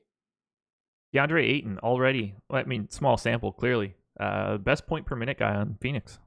That's the nicest thing you've ever said about him. It certainly is. TJ Warren, 7K on FanDuel, 6,500 on DK. He's priced where he should be. If I get any TJ Warren, I'm happy about it, but he's not a guy to prioritize any longer, in my opinion. That's where I'm at as well. One guy that I probably will have too much of, and I hate it, but Trevor Ariza is 4,800 on FanDuel, 5K on DK. I think he's just a little underpriced for where he is at from a minutes perspective. So I'm going to have some Ariza here. Yeah, I agree with you completely. Are you? Do you have any interest in Jamal Crawford on FanDuel? I assume he's min priced. He is min priced. Should I? I mean, he played 20 minutes last game, 21 minutes. I have him in for 18 right now. But look, if I got him on FanDuel, I clearly don't care. It's not. There's no downside whatsoever. Yeah, I like him at the flat minimum more on DK than I do at the flat minimum on FanDuel. Oddly enough. Yeah, I mean, he doesn't project well. Obviously, he's just the kind of guy that he's not afraid to go out there. Right, he's just the kind of guy that will go out there and chuck and has the potential. Like I was thinking FanDuel just because like I don't want to waste that roster spot on DraftKings, but like he's the guy on FanDuel that 5% of the time will 10x this out, or not 5% of the time 10x, but 5% of the time he'll give you like 25 to 30 points. Yeah, I don't have anything else from Phoenix. Do you? Nope. All right, guys, quick plug. Not usually good at these, but Black Friday sale at awesemo.com. Cyber Monday sale as well. It's all going over this weekend. 50% off the first month of an all-access monthly membership if you use the code CYBERMONTH, one big word, 50% off the first month. If you want to buy an annual all-access membership, Cyber Year is the code. You get 10 months. You get 12 months for the price of 10. It's $120 off for the full year package. So getting into the Black Friday ads. Cyber Month or Cyber Year will get you discounts on either the all-access monthly package or the all-access yearly package. 3 games to go. We're at an hour 37, so I think we're hitting our normal pace. I think we're going a little fast. I think so, too. That's what happens when the Bulls play the Heat and the Pacers play the Spurs. And fast by our standards, not fast by normal. Yeah. 111 implied total for the Nuggets, 103.5 for the Orlando Magic, second lowest on the slate. We'll start on the Denver side. The best offensive center in basketball, Nikola Jokic, is at 9,600 on FanDuel, 9,400 on DK. This is a great matchup for Jokic. Vooch likes to be good offensively and be dreadful defensively. I think that plays really well for Nikola Jokic. I got 22% of Jokic on my first run. The only thing that's giving me pause is the fact that I'm basically matching the public's ownership. So what do you think about Jokic tonight? I love Jokic. I always love Jokic. For me, the only issue is that he's on DraftKings. He's 500 more than Drummond, and he's 12 or 1,400 less than Embiid. Whereas FanDuel, he's a lot less than Embiid, and you don't have Drummond. So I think, again, a better FanDuel play than DraftKings play, which is how I felt about him on, I guess it was Wednesday as well. But, still no issue on DraftKings if you get there. It's not like I think he's overpriced or anything. Certainly can go out there and triple-double basically anytime. So, I like him a lot. There you go. I love him. That's because he's the best offensive center in basketball. How could you not? Jamal Murray, 7K on FanDuel, 65 on DK. He's got 12% expected ownership on DraftKings. I'm indifferent to Murray, as I normally am. Yeah, that's where I am as well. I have him, he projects as a plus play for me, but, not so far above average that he's someone I plan on prioritizing. Gary Harris, 5,700 on DK. Is there appeal for you at that price point? I think the price is a little bit too cheap. He's just been so underwhelming this season, but you really try not to factor that in, and he's still playing big minutes. The price tag certainly takes into account how underwhelming he has been. So I mean, he's fine, I think. I'm ready to talk about the guy that I like the most here. Maybe I don't like it, but the price is appealing.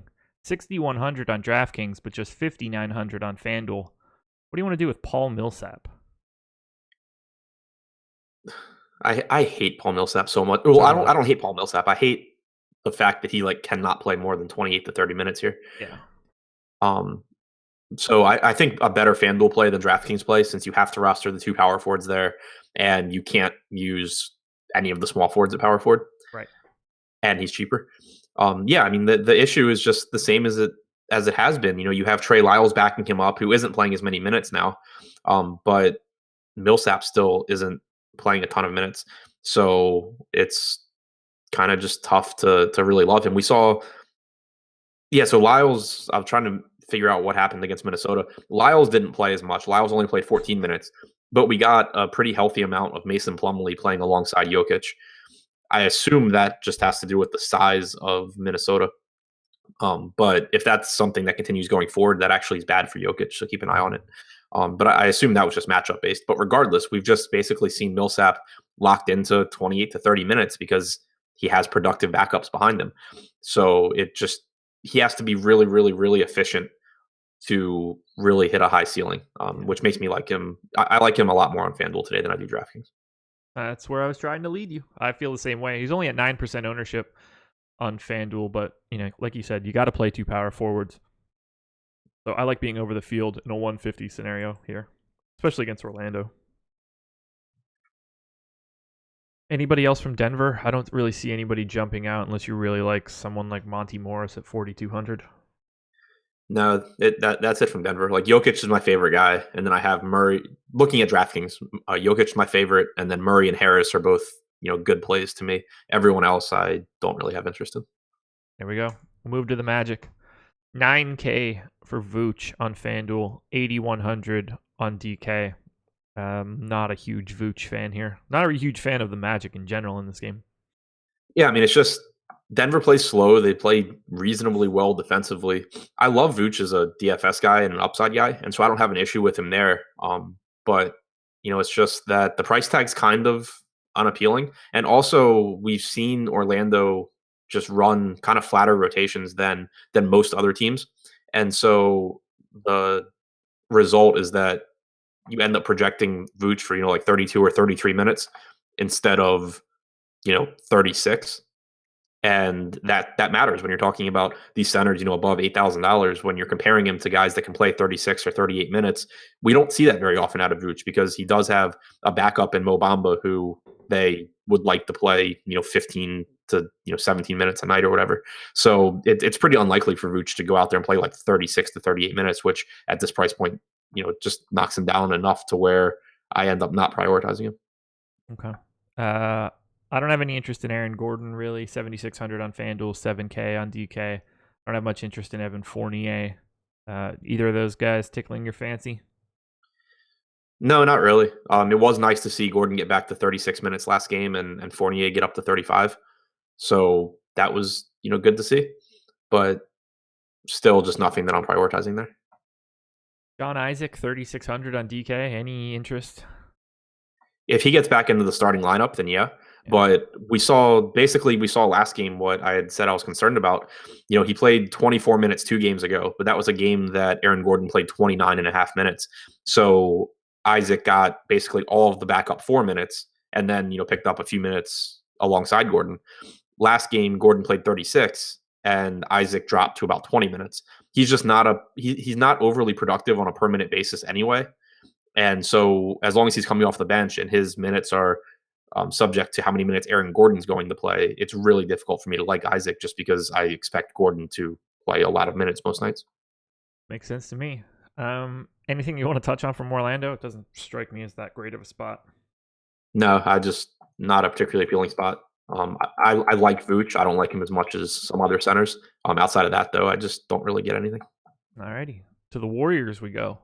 110.75 implied total for Golden State, 107.75 for Portland. Let's get this out of the way now. Do you have Draymond Green in or out? I'm assuming out. Okay, I also have him out, so we're talking about the same stuff then. We'll start with KD. I'm going to go fill my water, but 10.5 on FanDuel, 10.4 on DraftKings. only 6% expected ownership on DK. Price is a little high. He's at 17% expected ownership on FanDuel. I don't really love this spot for Durant, so I'm curious to see where you stand. What do you want to do with Durant?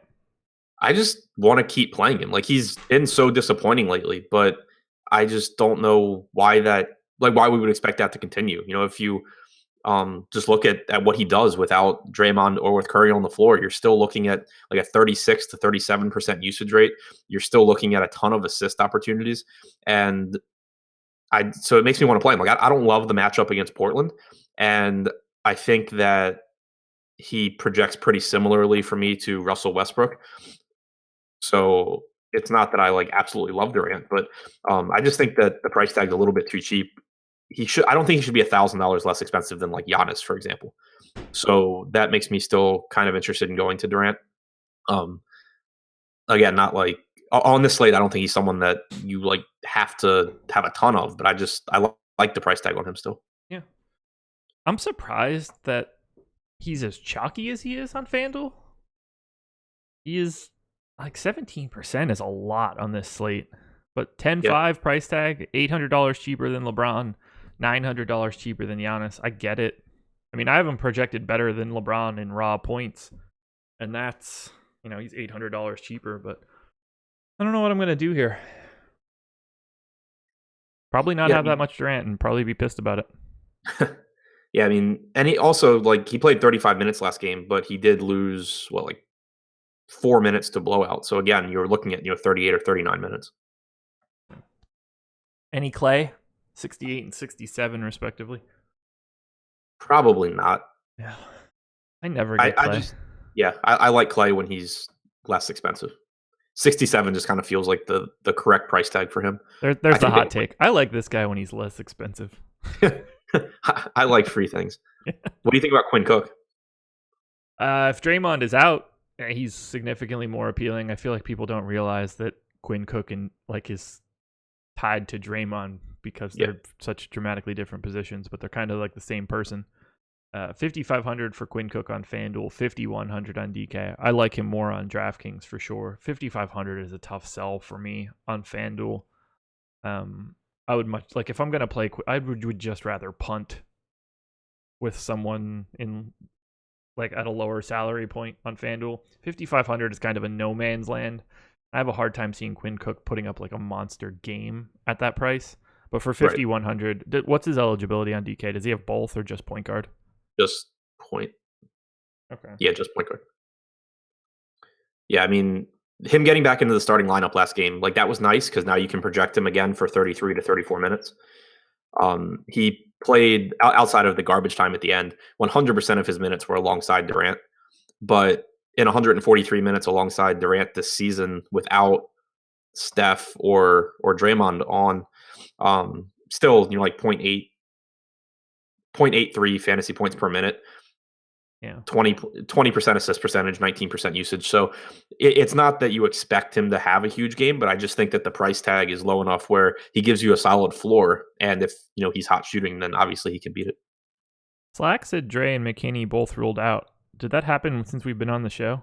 Because that wasn't official when I woke up this morning. Draymond Green listed as out for Friday. Okay, so that started right after the show. Okay, so I hadn't checked it. I hadn't checked it earlier, but I thought I'd just kind of seen that in passing. I don't really care about McKinney at all. But yeah, so the two tweets in my NBA DFS column on TweetDeck, it's our tweet of the thumbnail and everything from YouTube, and then the next tweet is Draymond listed out. So it happened immediately. Yeah. Ed Davis available to play. OG Anunoby is probable. CJ Miles probable. That's all I've seen. So. No interesting changes. Yeah.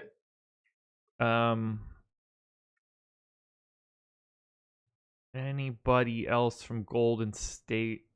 I don't really see it. No. Once I updated Durant's baselines to where I would want him for tournament purposes, he's coming in really, really highly for me. Sure.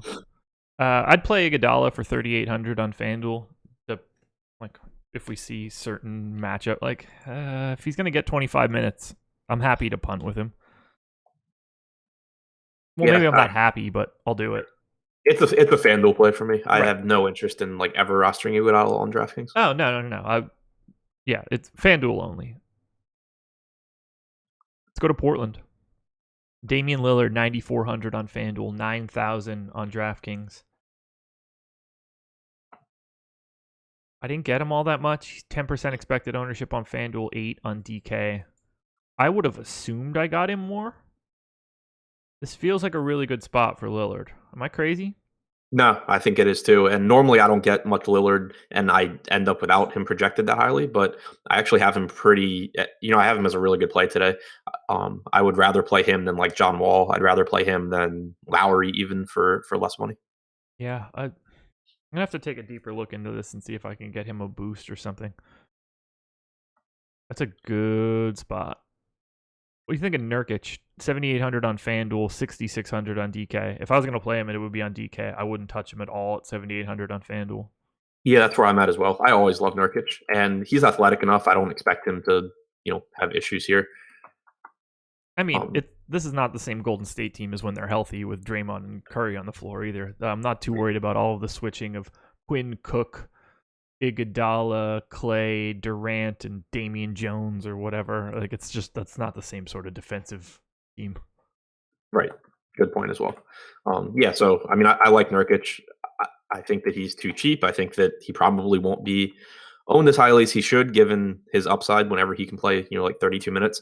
Obviously, don't take his however many minutes he played in his last game against Milwaukee into account, because that game was like a 40-point loss.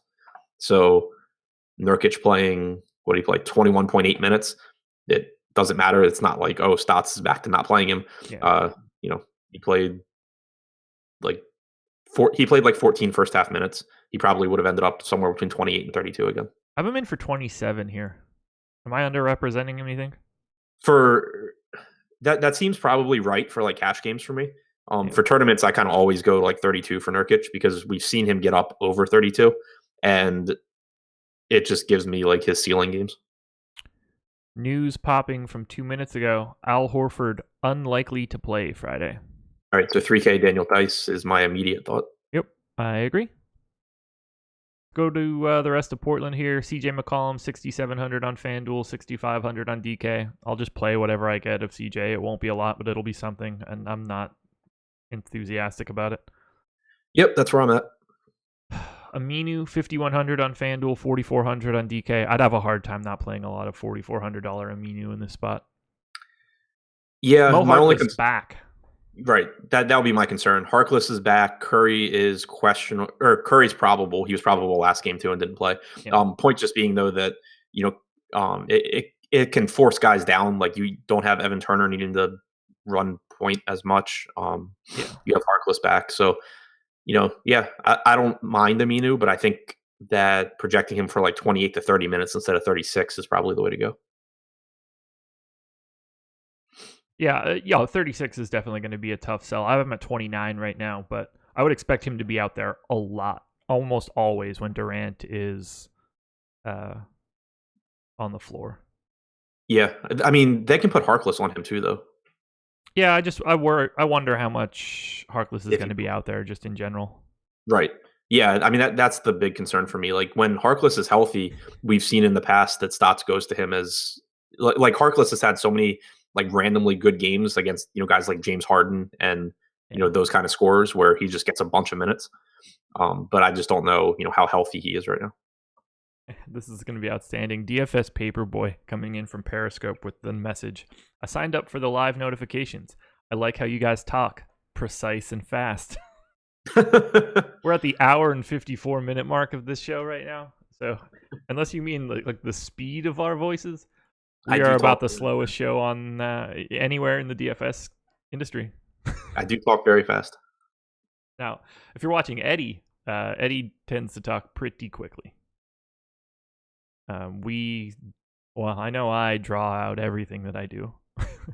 Do you want to talk about anything else in Portland? I don't see anything as even feasible with these guys back now. Nah, it's basically Dame and Nurk for me. Alrighty. Los Angeles Lakers hosting the Utah Jazz, 110.5 implied total for the Lakers, 108 for the Jazz. I don't know what is wrong with this Jazz team. Defense, 25th in effective field goal percentage for the Jazz. How does that happen? To the I late don't know. show. Go ahead. No, I'll say I keep expecting it to go away, but it's not. And it's No. not even like it's been good, like just good teams torching them or anything. They just gave up 119 points to the Kings. Not to take anything away from Sacramento, but that's not the kind of team that I would expect to have success. Nope. LBJ 11-3 on FanDuel, 11,000 on DK. I got 3% on my first crunch. The public doesn't appear to be on him. I don't really see this as an appealing LeBron spot. It just depends on what LeBron we get. Like the last 3 games, he has usage rates of 38.1, 41.7, and 38.1%. If we get that LeBron, I think it's a perfectly fine LeBron spot. But if we get LeBron going back to, low to mid 30s, like we've seen for most of the season, then obviously it's completely different. The one thing that does make me feel kind of comfortable in probably not having him is obviously the just amount of talent on the slate at the top end, and the fact that LeBron, he's not the most expensive anymore, but he's still, more expensive than Durant. So, and I think gives you like similar upside. He's more expensive than Westbrook. It is, a pace down spot for the Lakers. So, nothing wrong with LeBron, but I would put him behind a lot of these guys. Yeah, I agree. Trying to point out anybody with a good price. Brandon Ingram, 5,500. Any interest there? Yeah, we saw 35 and a half minutes again against Cleveland. He actually got run with the second unit against Cleveland. No LeBron out there. So you got Ingram with like Stevenson, KCP, Hart, and Tyson Chandler. Obviously still you have Hart and Stevenson out there that can handle the ball, but Ingram playing more minutes without LeBron on the floor is always going to be a good thing, especially right now while Rajon Rondo's not playing. Lonzo Ball is 5,600 on FanDuel and 5,100 on DK. I got him in 29% of my opening crunch. He's expected to be owned at 23%, similar ownership on DK. I'm really nervous about that number. I just don't trust him right now. I love Lonzo. Like, I want him to succeed. I kind of just want him to play somewhere else and like be a 34-minute a game point guard, but I don't know what to do with him right now. He's so volatile. Right. And it's not that he even goes out there and plays empty minutes. It's that when he plays poorly, they have 18 guys on the team that can handle the ball, and Luke Walton can just put Lonzo on the bench. He played 36 minutes against Cleveland. Certainly that can happen, especially with Rondo out. He played 21 minutes the game before that, and that can also happen because you just have all these other guys that can play point guard. Yeah. And so that's the risk that you run, but the price tag is clearly set for that risk. If I give Lonzo 34 minutes on DraftKings at 5,100, he just becomes one of the best plays on the slate. Yep. So, yeah, you run a risk with him, but the price is clearly factoring that in. Is there anybody else on LA that you're interested in? KCP for 3,900 on FanDuel continues to be a guy that I'm interested in, especially if Josh Hart ends up out. But just any sub 4K guy, I'm always going to take at least a little bit of a deeper look. Yeah, for me, like on DraftKings, there's no one else that I'm really interested in. That makes sense.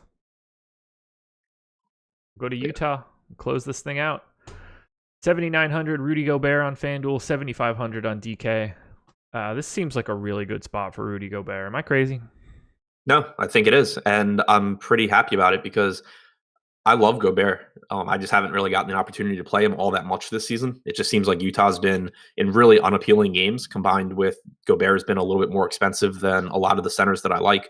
But now you have him at one of the lower price points that I think we've seen.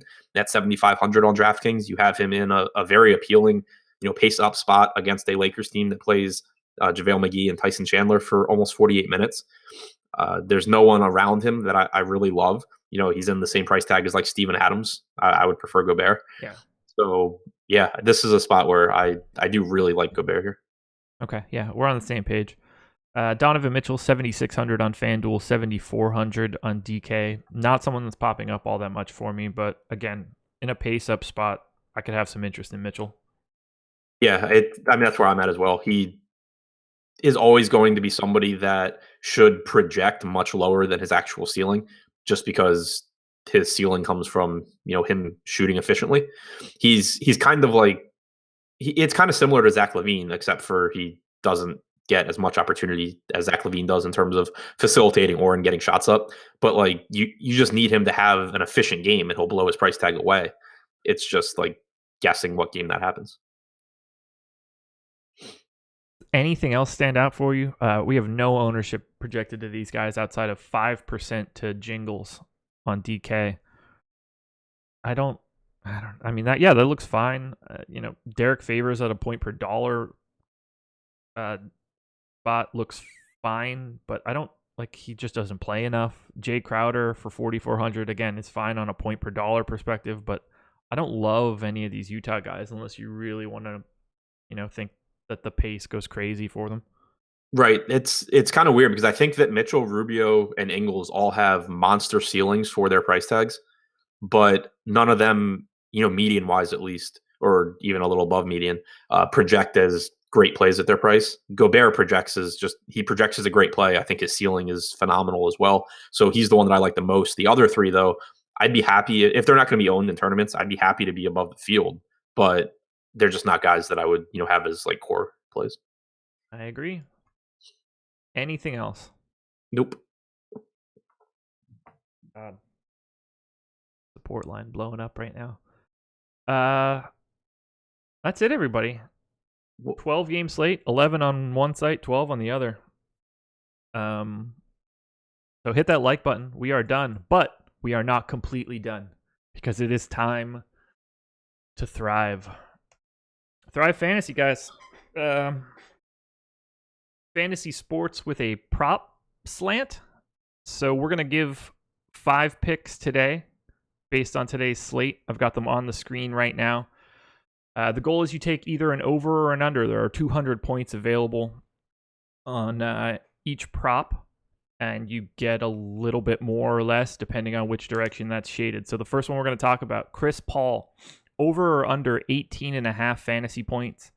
Paul has a slight shade to the under. So if you get this right, you get 105 points for the under, 95 for the over. Wait, you mean real points, right? Yes, 18.5 real points is over under. You get slightly more fantasy points to take the under. I'm going to share my screen with you so you can see what I'm doing. Okay. Let's hop to share screen. Let me know if I need to make that any bigger or anything for you. I'm good. I can see it. Okay. Let's see what I have him at in my model. I guess that'd be the first place to look. My first thought when I look at it is I lean very heavily to the over, but I have him for 18.7 game points today. So I would take the under. Right. Yeah. To me, it just seems like 18.5 seems like a pretty efficient line. So I would take whatever gives more points, which in this case is the under. I'm with you. We're both on the under here for Chris Paul. Next up, Blake Griffin, 9.5 rebounds, 115 points for the over, 85 for the under.